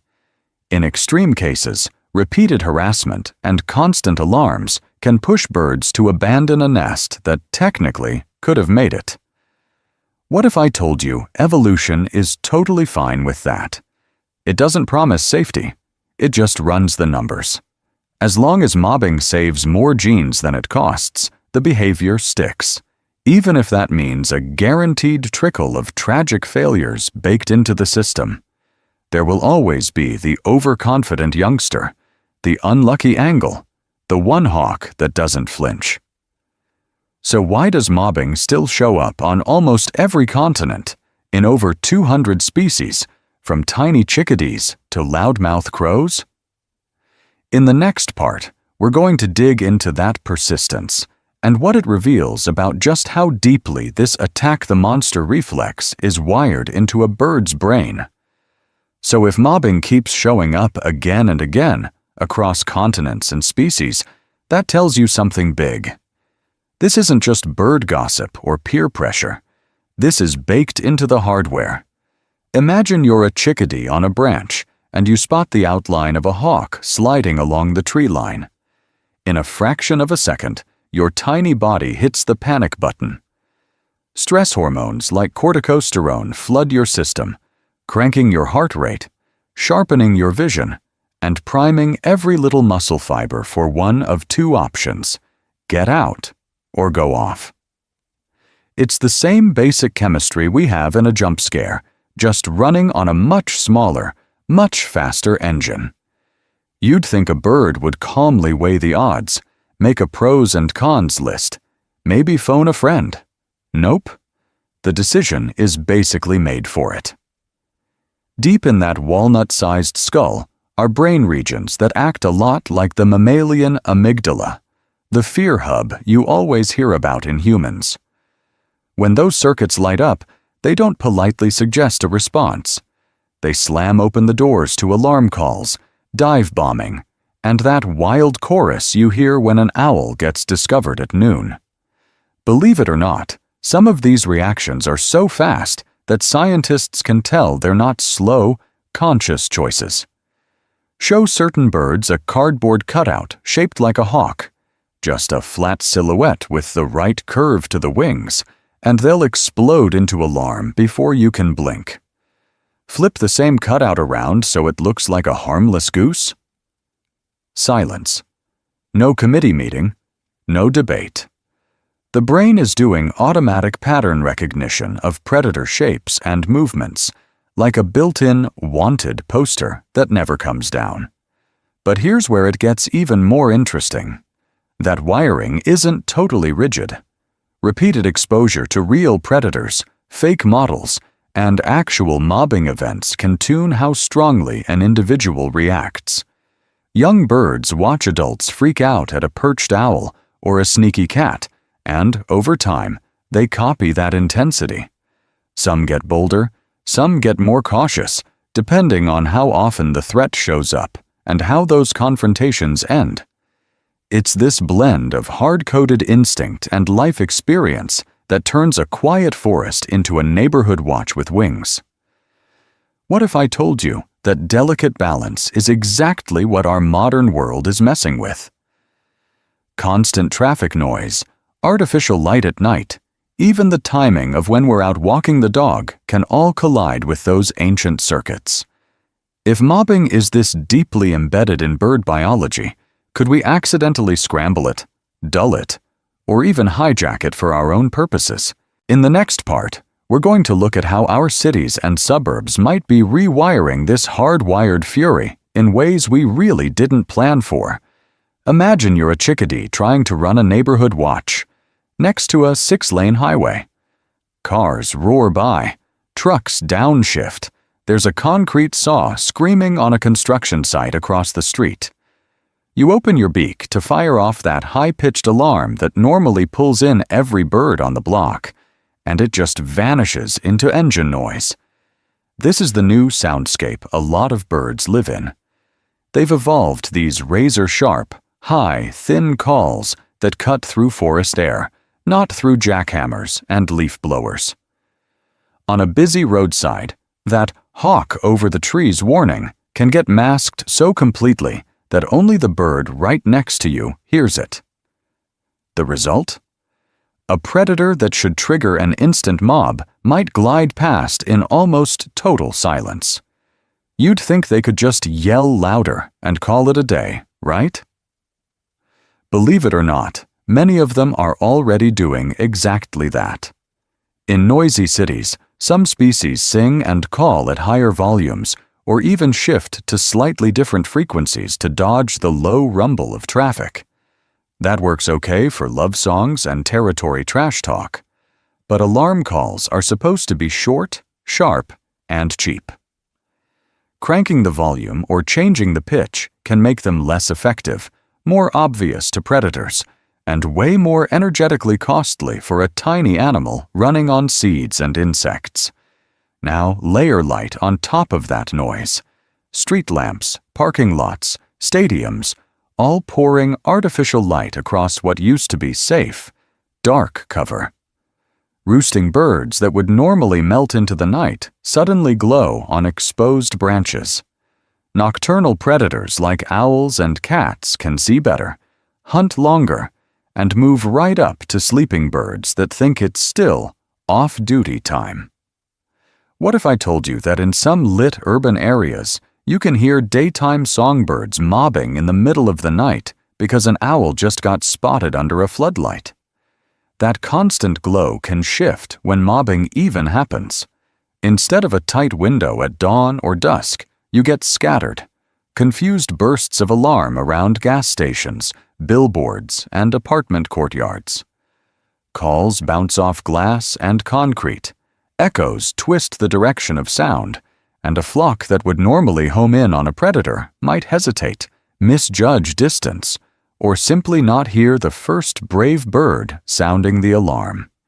And the scary part is the edge this gives predators. If an owl's approach is drowned out by freeway noise, Or a hawk slips between office towers where alarms don't carry. They can move through what should be a war zone without ever getting swarmed. A few missed mobs in a breeding season can mean more lost chicks, fewer survivors learning who the bad guys are, and a quieter sky in the long run. But guys, one of the absolute best things you can do is not give up on birds here, because the story isn't only doom and gloom. Some species are already bending our chaos to their rules, learning to mob under streetlights and over traffic like it's just another forest storm.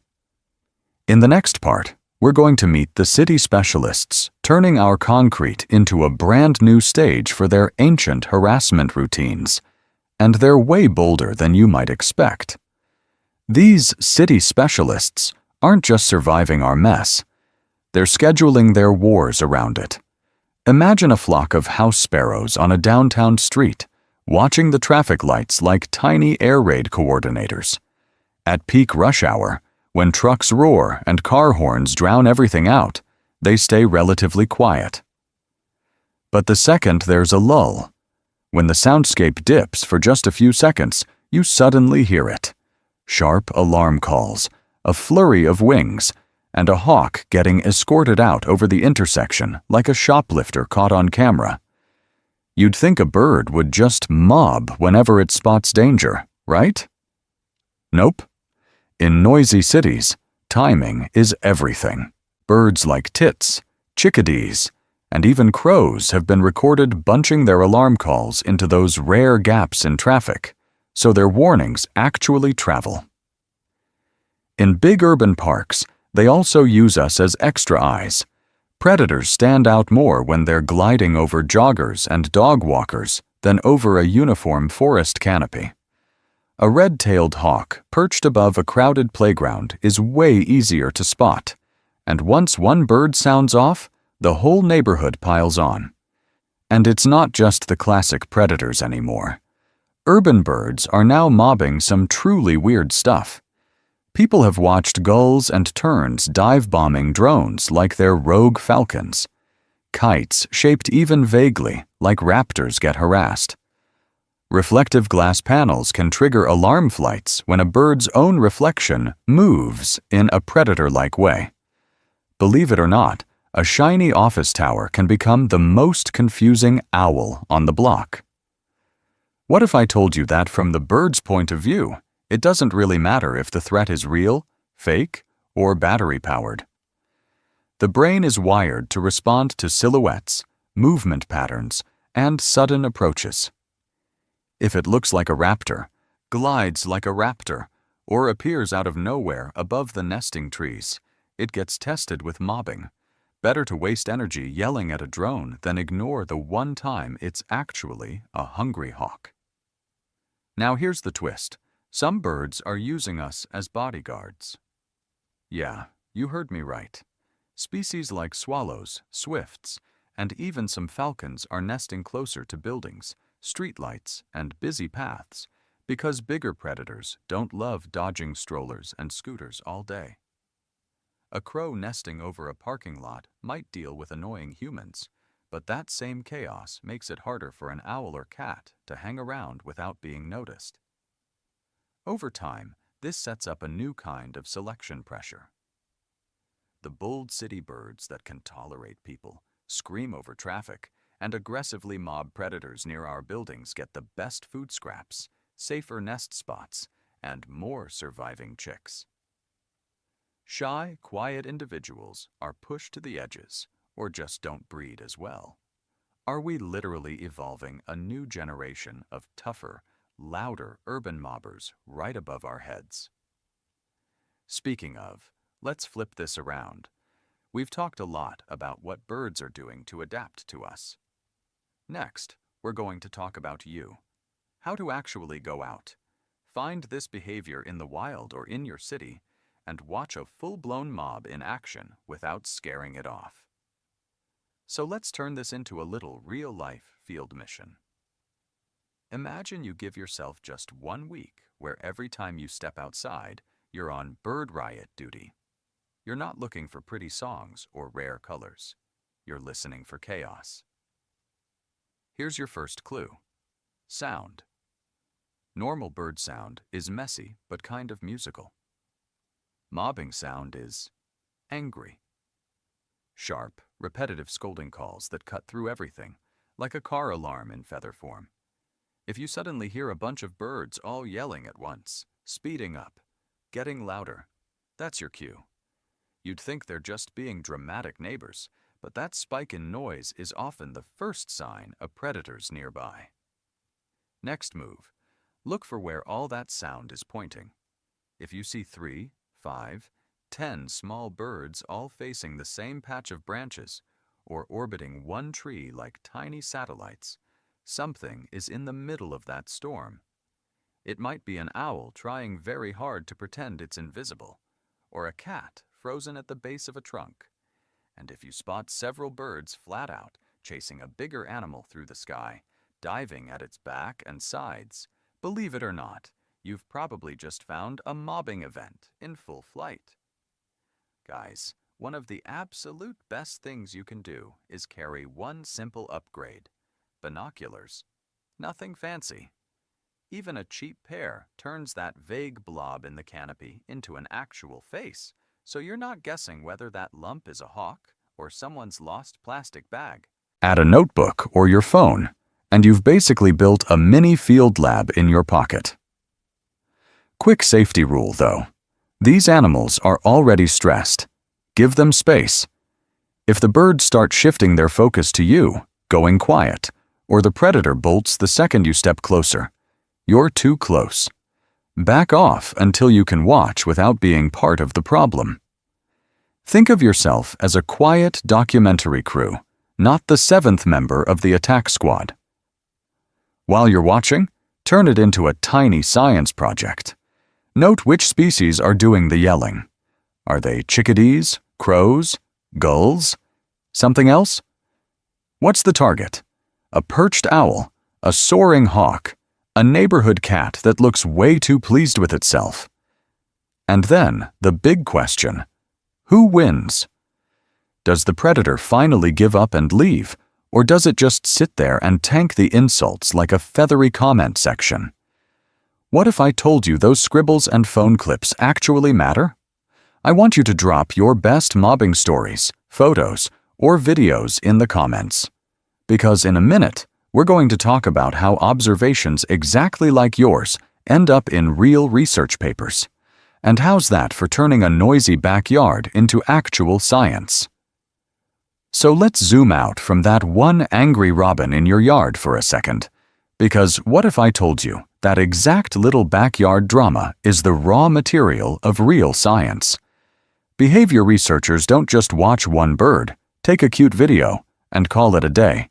They need patterns, hundreds, sometimes thousands of mobbing events across forests, suburbs, city parks, farm fields, in winter, in peak breeding season, during migration. You'd think that would be impossible for a small research team to collect on their own, right? Believe it or not, this is where you walk in. Guys, one of the absolute best things you can do if you love these tiny feathered chaos machines is log what you see. Apps and citizen science platforms now let you tap a screen and record 3 chickadees mobbing a perched owl, or crows chasing a hawk over the parking lot. Some even let you tag alarm calls, note if it was a mixed species mob, or upload that shaky phone clip you almost deleted. Each one of those reports becomes a dot on a map. Who mobbed, what predator, where, and when. Imagine looking at that map once it has tens of thousands of dots. Suddenly, you can see that in cities, crows and jays are constantly hammering red-tailed hawks and even bald eagles, while in rural wetlands, terns and gulls are the ones dive-bombing foxes and unlucky humans hard enough to draw blood. You can measure how mobbing intensity spikes during breeding season, when nests and chicks are on the line, and then drops off once the young can fly. It stops being random noise and starts to look like a neighborhood watch schedule for every habitat on Earth. And it gets even weirder.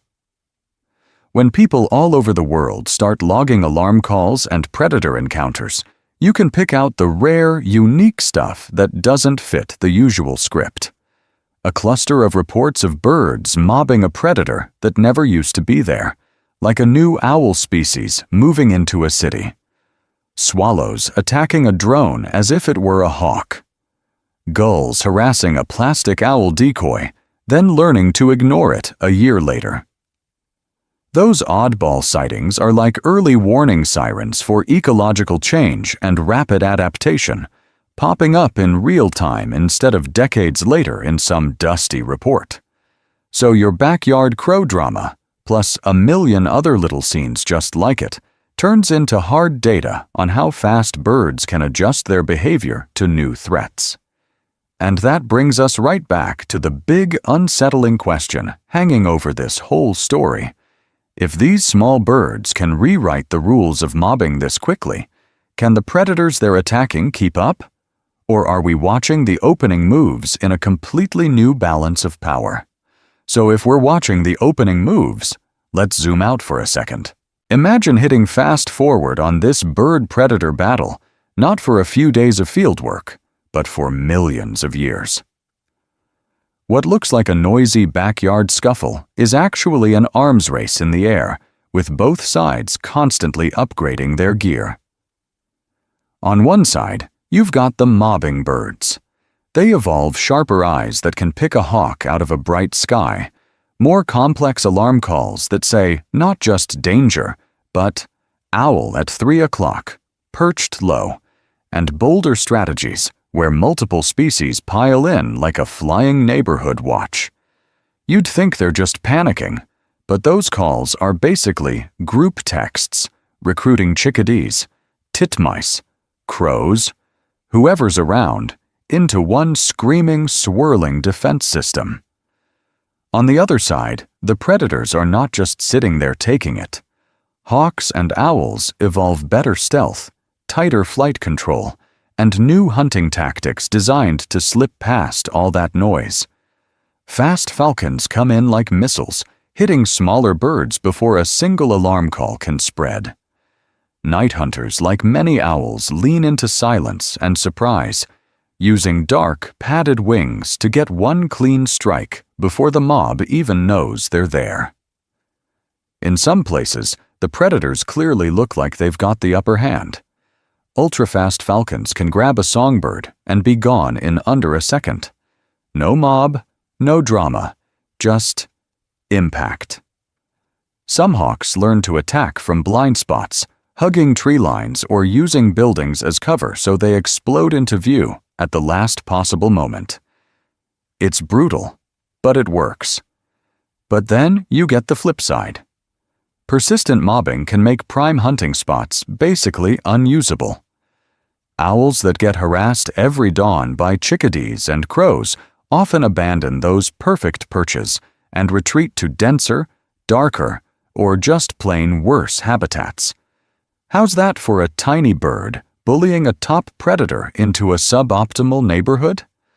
The predator survives, sure, but it burns more energy, takes fewer risks, maybe raises fewer chicks. So who's winning? Believe it or not, that's the wrong question. In a real evolutionary arms race, winning isn't about one side wiping out the other. It's about this constantly shifting balance where both predator and prey survive, each one testing the other's limits just enough to stay in the game without crashing the whole system. And now we've walked in and kicked the table. Human changes, cities, climate shifts, chopped up forests, are tilting the playing field in messy, unpredictable ways. Streetlights can expose owls that used to hide in darkness, while tall buildings give crows perfect mobbing lookouts. Some predators thrive in urban chaos. Others are pushed into tiny fragments where mobbing birds are suddenly outnumbered or out of sync. What if I told you there are species so rare, so cornered by all this, that they may not have time to tweak their mobbing playbook before their predators, and we overwhelm them? To really feel the weight of this arms race, we need to go to the edge and meet the birds that are running out of moves. So let's go there. Imagine a tiny island, or a little shard of forest cut off by roads and farms, where one rare songbird is hanging on by its claws. There used to be thousands of them, spread across a messy, tangled jungle of cover. Now there are maybe a few dozen adults, a couple of safe trees, and way more eyes watching them than they can ever mob away. You'd think mobbing would save them, right? The classic bird superpower. See a hawk, scream the alarm, and suddenly the whole neighborhood shows up like, "Wrong block, buddy." But on this island, the rules have changed. Cats and rats came off a ship. A few crows learned that nestlings are basically protein snacks. Humans added power lines and fence posts, perfect perches for every predator that wants a front row seat to the nesting grounds. Now picture a hawk gliding in, a feral cat sneaking below, and a crow watching from a pole. The birds still mob. They still dive bomb, scream, and try to pull off that classic chase the bully out of town move. Only this time, the bully has backup. Predators are too many, too persistent, and they're using our mess, our clearings, our buildings, our trash, to get closer, more often, with less risk. And here's the really brutal part. The mob itself is shrinking. When a population crashes, you don't just lose numbers, you lose defenders. Fewer adults means fewer sentries spotting danger, fewer alarm calls rippling through the canopy, and smaller mobs that just don't look scary anymore. A lone pair of parents dive bombing a cat is heroic. 10 pairs is a wall of wings. Guess which one a predator is more likely to shrug off? Believe it or not, that change in crowd size can flip the math. Each attack the predator makes is more likely to succeed. Each successful raid removes more potential mobbers from the system. It's a feedback loop. Fewer birds means weaker mobs. Weaker mobs mean more dead birds. And pretty soon, the bravest little defenders are yelling into a void. So conservationists sometimes have to step in and basically play backup mob. They trap or fence out predators on nesting islands. They restore thick, messy habitat so there are more hiding spots and fewer easy perches. In some places, they literally put cages or shields over nests so chicks survive long enough for the population and the mobbing network to rebuild. It's not pretty. It's not natural. But without that help, the behavior that evolved to keep them safe just can't keep up. And that leaves us with a really uncomfortable question. If mobbing is the bird's last line of defense, and we keep stacking the deck with more predators, more edges, more perches, are we pushing some of the world's bravest little defenders into battles they can no longer win? Or is there one more twist in this story we haven't seen yet? You'd think that's the moment in the story where the birds rise up, right? Tiny feathered rebels screaming at the sky, finally fighting back against every big predator we've thrown at them. And to be fair, that's exactly what the internet loves to show you. Viral clips of crows chasing bald eagles, gulls smacking drones out of the air like it's a live-action video game, turns dive bombing some poor guy who just wanted a peaceful walk on the beach. Imagine only seeing those moments. You'd swear the small birds are winning, like nature's own underdog revenge movie. But step away from the memes, and the picture gets a lot darker. While we laugh at Angry Bird Attacks mailman compilations, North America alone has lost around 3 billion birds in the last few decades.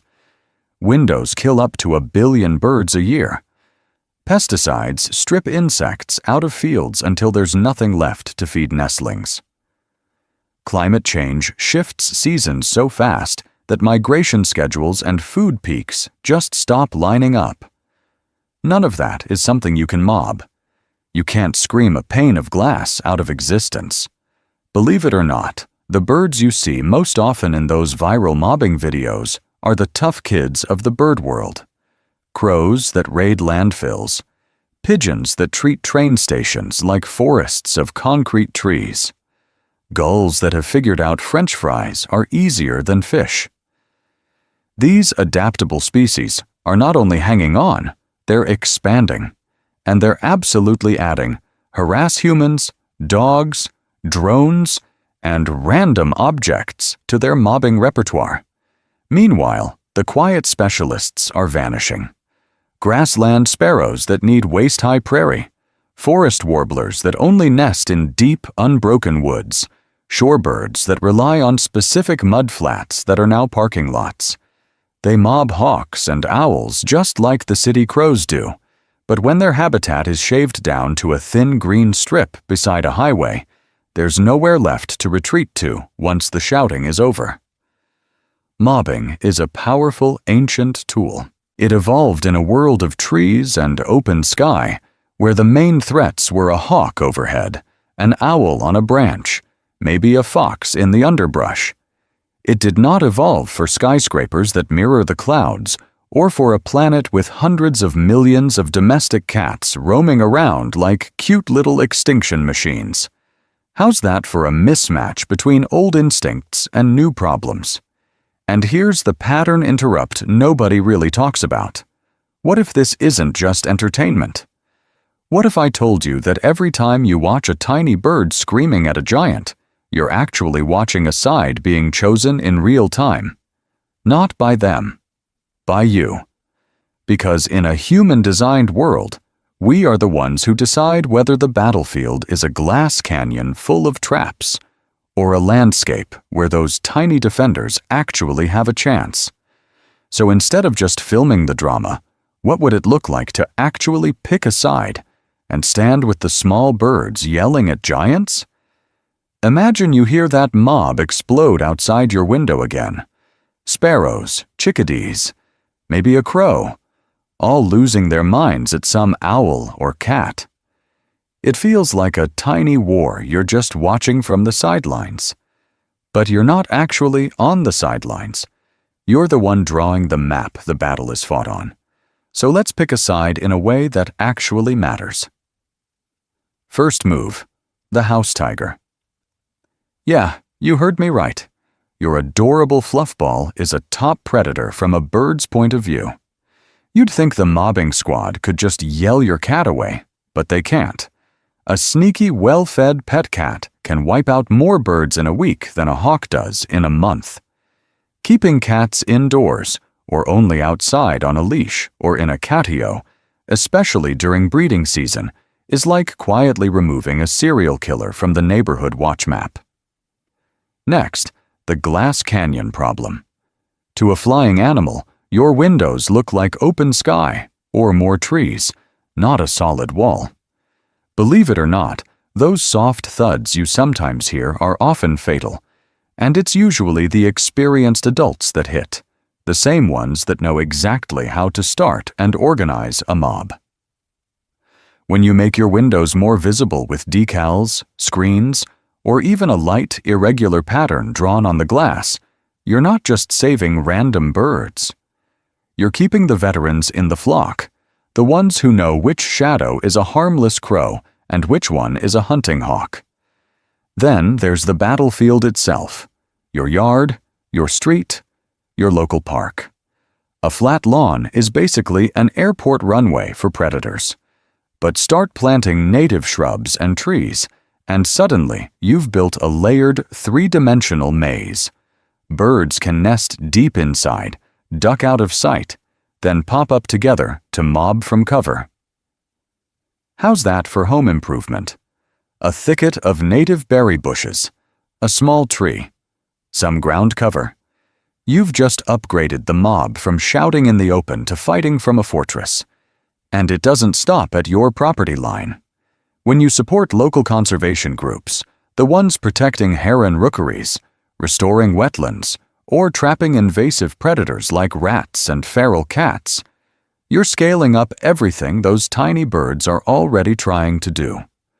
What if I told you that a donation, a volunteer day, or even sharing their work online can be the difference between a colony that survives and one that goes silent. All of this adds up. Every indoor cat, every safer window, every patch of native plants, every protected nesting colony makes those angry little voices louder and more effective. So the next time a mob erupts outside your window, it won't be one of the last times you ever hear that sound in your area, if we choose to keep it. Speaking of, let's pull all of this together and see what this bird war really means for us. So, zooming out for a second, what is this bird war actually showing us? On the surface, it's just tiny, screaming creatures bullying a hawk out of a tree. But underneath, it's one of the clearest, loudest survival systems evolution has ever built. We started with that weird mystery. Why does a bird you could fit in your hand attack an animal that could eat it in one bite? You'd think the safe move is to shut up, hide, and hope the shark of the sky doesn't notice you. Nope. What looks like random courage is a tuned strategy called mobbing, and it's been stress-tested by millions of years of predation. Imagine the rule book those birds are following. First rule: don't be alone. One alarm call from a chickadee, a jay, or a crow becomes a neighborhood siren. Other species show up, because in bird suburbs, everyone shares the same killers. Mixed species mobs are basically a flying neighborhood watch, except no one's wearing a reflective vest and everyone's yelling. Second rule: use your voice like a laser pointer. Chickadees don't just scream danger.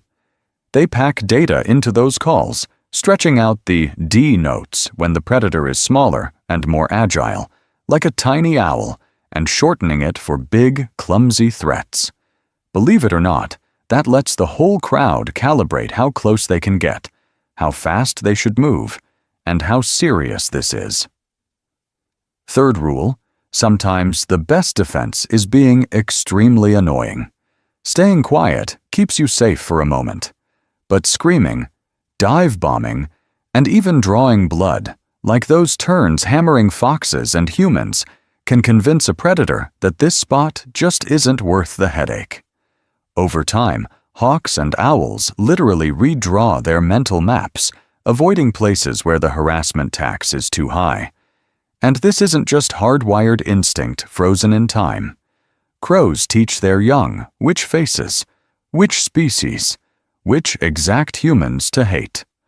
Urban birds learn that some predators are less dangerous in busy cities, and they rewrite the rules on how close they'll get or when they'll strike. The playbook is ancient, but every generation edits it. Does it always work? No. Sometimes the hawk still hits the nest. Sometimes the owl doesn't budge. There are real, tragic costs. But across millions of years, mobs have tipped the odds just enough that the genes of the loud, the bold, and the cooperative are still here, screaming outside your window. And that brings us back to us.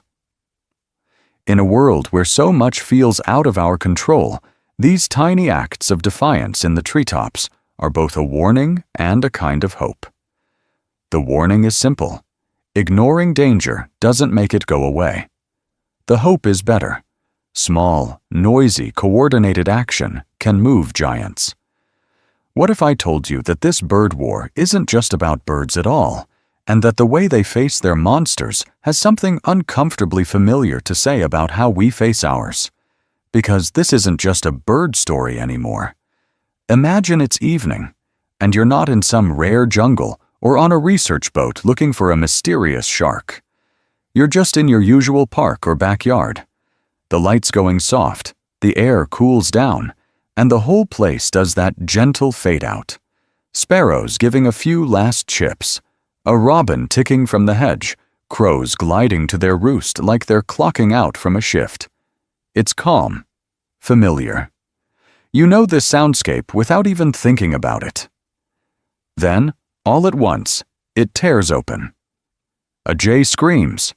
Chickadees buzz in, machine gunning alarm calls. A crow barks from somewhere above the trees. You look up, and there it is, a hawk sliding in low and quiet, like it owns the place. You'd think the smart move for a tiny bird would be to shut up and hide, right? Believe it or not, that's the exact opposite of what's kept them alive. Now imagine that same evening a few years from now. Same park, same trees. You're standing there, waiting for that burst of chaos that always gives the predator away. But this time, the hawk glides through in total silence. No jay, no chickadees, no crow. The sky looks normal, but it feels wrong, like someone muted the world. The predator didn't vanish. The small birds did. Nests stay empty. Branches stay still. The mob never forms. That's the part that gets me. Mobbing looks like chaos, but it's actually this rare communal courage written into feathers and instinct. One chickadee spots an owl. A titmouse joins in. A nuthatch. A wren. Maybe a crow if things get serious. Different species. Same problem. They scream. They dive. They risk getting hit. All to push danger back from chicks they'll never meet and eggs that aren't even theirs. Call it instinct. Call it bravery. Either way, it's a pattern older than cities, older than us, and it only runs as long as the birds do. Once the jays are gone from suburbs, once the warblers blink out of forests, once the crows disappear from landfills and parking lots, that ancient alarm system just shuts off. Predators keep hunting. The world keeps spinning. But one of the loudest, clearest, "we're in this together" signals in nature goes dark. And here's the twist you can't mob away. Their survival is now tangled up with our choices. What we build, what we cut, what we poison. You don't get neighborhood watch mobs without neighborhoods that can actually support them. So where does that leave you? Just a spectator, watching tiny animals throw themselves at giants? Or, guys, one of the absolute best things you can do, a potential ally in this ancient fight between small and large, seen and unseen. Because the next time you hear that frantic chorus explode over your street, you might have to decide whether that's the last mob you ever hear, or the first one you really answer. Speaking of, let's get back to what that actually looks like in your world, and what happens if you don't show up. So here's where you come in. I don't just want you to know that mobbing exists. I want you on the lookout. Imagine the next 7 days as your own little bird war patrol. Anytime you hear that sudden explosion of bird noise, that frantic chorus that comes out of nowhere, don't just shrug and put your headphones back on. Look up. Scan the sky for a chase, or check the tree line for a tight knot of tiny bodies all aimed at one spot. Is there a hawk trying to look innocent on a telephone pole? An owl getting roasted in broad daylight? A cat pretending it's not the villain of half the backyard? Try to actually identify the predator, even if you're just going, okay, big brown hawk thing versus angry crow squad. You'd think that kind of chaos is random, but every scream is data. Now, when it happens, I want to hear about it. Drop your best mobbing encounters in the comments.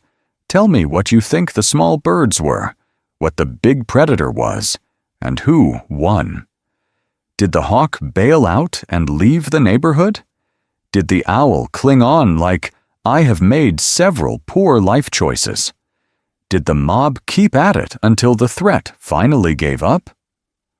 Believe it or not, that play-by-play is exactly how we start to see patterns across different places. And if you manage to catch it on camera, even better. Guys, one of the absolute best things you can do is turn that chaos into proof. Snap a photo, grab a quick video on your phone, and post it. Tag the channel, or use our hashtag so we can actually find it and pull it together. I want that comment section to become a living archive of bird versus predator moments, a weird little museum of feathered fury that anyone can scroll through and go, "Oh, so that's what it looks like when chickadees take on an owl." Pattern interrupt here. This isn't just about cool clips. What if I told you that by liking, subscribing, and sharing this, you're basically joining an informal global lookout network? Yeah, you heard me right. The more people recognize mobbing, the more they understand what it means. That's more eyes noticing when predators are pushed out because a forest got cut, or when the usual mobs go strangely quiet. It's tiny, it's simple, but it adds up. So the next time you see a tiny bird screaming at a giant predator, remember, you're not just watching a random scuffle. You're watching millions of years of evolution compressed into a few seconds of desperate strategy and feathered rage. Stay curious, stay listening, and stay ready to look up, because the war over your head is still going. And now, you're officially on watch. And once you start noticing it, you realize that war isn't just hawks and crows. It's everywhere. So let's do a rapid-fire Hall of Fame for some of the fiercest little mobbers on the planet. Imagine you're in a quiet European garden. It's all very peaceful, very postcard, until a Eurasian blackbird spots a cat. The whole vibe flips in about 2 seconds. That one bird starts yelling, thrushes join in, and suddenly you've got this neighborhood-wide chase where a confused cat or unlucky crow is getting escorted, loudly, right out of the area. You'd think an animal with claws and a beak the size of a blackbird's whole head wouldn't be intimidated, but constant harassment wears predators down. Blackbirds and their thrush cousins are like the local alarm system. They don't just shout and leave, they follow. They'll chase a magpie, a jay, even a big corvid across several gardens, hopping fences like they're in an action movie. Believe it or not, a lot of people in Europe can tell there's a cat outside without even looking, just from that harsh, ringing mob call echoing around the block. Now jump with me to Australia, where the magpie has absolutely no chill. These guys are famous, and not in a cute way. During breeding season, they don't just mob hawks and crows. They go straight for you. Cyclists, joggers, kids walking to school. Doesn't matter. If you pass too close to their nest, they'll swoop from behind, skim your helmet, and sometimes actually draw blood. How's that for commitment to the family? It's the same instinct we've been talking about, just turned up to 11 and pointed at humans who had no idea they were in a war zone. And then there are the tiny specialists, warblers, wrens, all those little passerines you barely notice until they're losing their minds at something. One sharp alarm call, and they'll pile into a mixed species mob like it's a group chat blowing up. Quick darts in, quick darts out, wings buzzing around a perched owl or lurking cat, each bird adding confusion, noise, and just enough risk to convince the predator it's not worth staying. In the tropics, it gets even more intense. Tanagers, antbirds, and other jungle species already follow army ants to grab flushed insects. But what if I told you they're also plugged into this huge information network of alarm calls? One bird spots a snake or an owl, screams, and suddenly multiple species are on scene, weaving through dense leaves, all focusing that mobbing energy on the threat. In a place where you can't see more than a few meters, sound becomes everything. So here's where you come in. I've just hit a tiny sample of this global cast, and I know a lot of you have your own local legends. Drop a comment with the boldest mobbing species where you live. Is it gulls dive-bombing your fries, tiny chickadees roasting an owl, or something totally different? Guys, one of the absolute best things you can do is share those stories so we can turn this Hall of Fame into a global, crowdsourced map of feathered rage. Speaking of, let's get back to it. Because now that you know who's doing the mobbing, we need to talk about how predators fight back and when the little guys actually lose. So here's the wild part. For all the screaming, chasing, and feathered chaos we've been talking about, there are still huge things we just do not know about mobbing. You'd think with hundreds of studies and thousands of angry sparrows, we'd have it all figured out, right? Nope. First big mystery. Who actually starts this whole mess? Imagine a quiet forest, an owl tucked into a branch, and one tiny titmouse spots it. Does that bird run some secret mental checklist before yelling? Or is it basically a reflex? We don't really know how birds decide when to flip from hide and survive to attack and advertise a killer to the whole neighborhood. Is there a threshold of danger, a certain distance, a specific pose from the predator that triggers the first alarm call? And once the mob starts, who's in charge, if anyone? Some flocks look like pure chaos, but when you slow the footage down, you see patterns. Certain birds call first. Certain birds dive closer. Is there a leader, or is it more like a flash mob where everybody copies the loudest neighbor? Believe it or not, we still don't fully understand how individual personalities, age, and experience shape who leads and who just screams from the back row. Now mix in different species, and it gets even weirder. Those chickadees, nuthatches, and titmice yelling at the same hawk. Are they equal partners, or are some of them freeloaders? What if I told you one species might do most of the dangerous dives while another hangs a little farther away, soaking up the safety without paying the full cost? Over evolutionary time, how stable is that deal? Do cheater species get kicked out of the alarm network? Or does the system keep working as long as somebody is willing to take the risk? Then there's the dark side. Predator countermoves. Could a hawk learn to fake being weak or injured to draw birds in close, the way some sharks use curiosity against fish? Could an owl listen for mobbing calls and treat them like a GPS pin for other predators are here, prey must be nearby? We have hints and stories, but not a clear map of how often the little guys actually lose this game. On top of all that, we're rapidly changing the sound and light of the planet. City noise, constant traffic, night lighting, shifting seasons from climate change. All of that can scramble the fine-tuned timing of alarm calls and mobs. Do birds in loud cities have to shout more, mob less, or change the pitch of their calls? We're just starting to test those questions, and the clock is ticking while the experiments crawl along. And this is where you come in. Yeah, you heard me right. You don't need a lab or a grant to help. If you're a student, an aspiring biologist, or just that person who already watches backyard birds with a cup of coffee, this field is wide open. You can record who mobs whom, when they start, which species hang back, which ones go full kamikaze. Guys, one of the absolute best things you can do is turn your curiosity into data.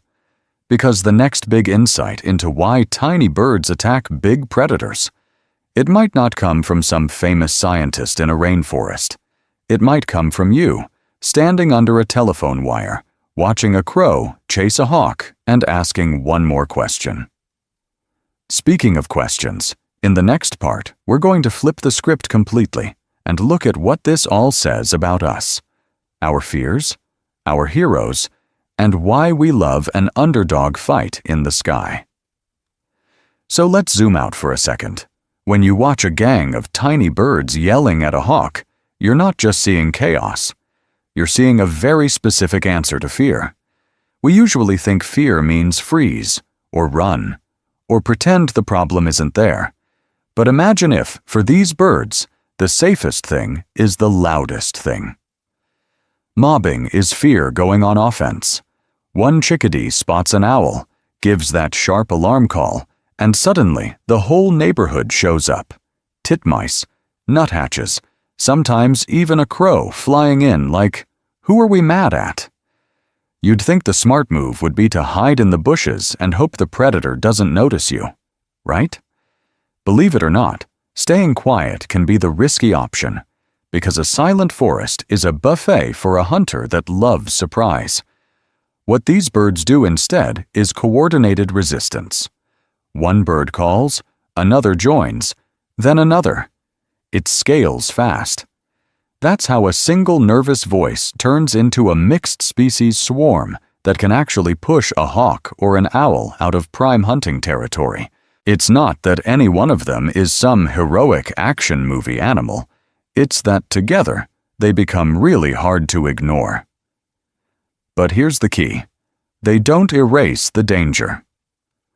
Crows chasing a red-tailed hawk don't make hawks go extinct. Chickadees screaming at a camouflaged owl don't delete owls from the ecosystem. They manage risk. They shove the predator to the edges of their world, to worse perches and worse hunting spots, instead of pretending the threat doesn't exist. How's that for a survival strategy that sounds suspiciously like good life advice without being a TED Talk? And those tiny moves matter.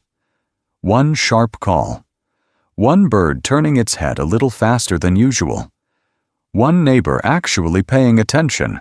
That's all it takes to start a cascade that protects every nest in earshot. Young birds literally learn who the bad guys are by watching adults mob specific shapes in the sky, even if they've never seen that predator before. It's like a flying neighborhood watch, minus the group chat drama. Now, I'm not saying nature is moral, or that birds are out here doing this for justice points. This isn't a Disney movie audition. This is a strategy that's been tested for millions of years in a system way more ruthless than anything we've built. If it didn't work, it would have vanished a long time ago. So the next time you hear that sudden burst of alarm calls outside your window, remember what you're listening to. It's a community choosing not to be silent about something much bigger than they are. And in a minute, we're going to take that idea and push it one step further. What if our own fears worked a little more like that? So let's push it. Imagine you're out on a walk, no headphones, just that lazy background soundtrack of normal birdsong. It's calm, it's gentle, it's the usual. And then, in half a second, it snaps. The notes flatten into sharp, urgent calls, wings start beating like tiny drum rolls in the leaves, and a dark shape cuts across the sky. You'd think it's nothing, just another crow being dramatic, right? But now you know better. Now you know that sound is not random noise, it's an alarm siren for a whole neighborhood. Those harsh calls, that sudden swarm of tiny bodies chasing something bigger, that's a live battle you can actually listen to before you even see it. Next time you hear it, treat it like an invitation. Look up. Try to spot who's who. Is it a crow riding the back of a red-tailed hawk like it's a stolen Uber?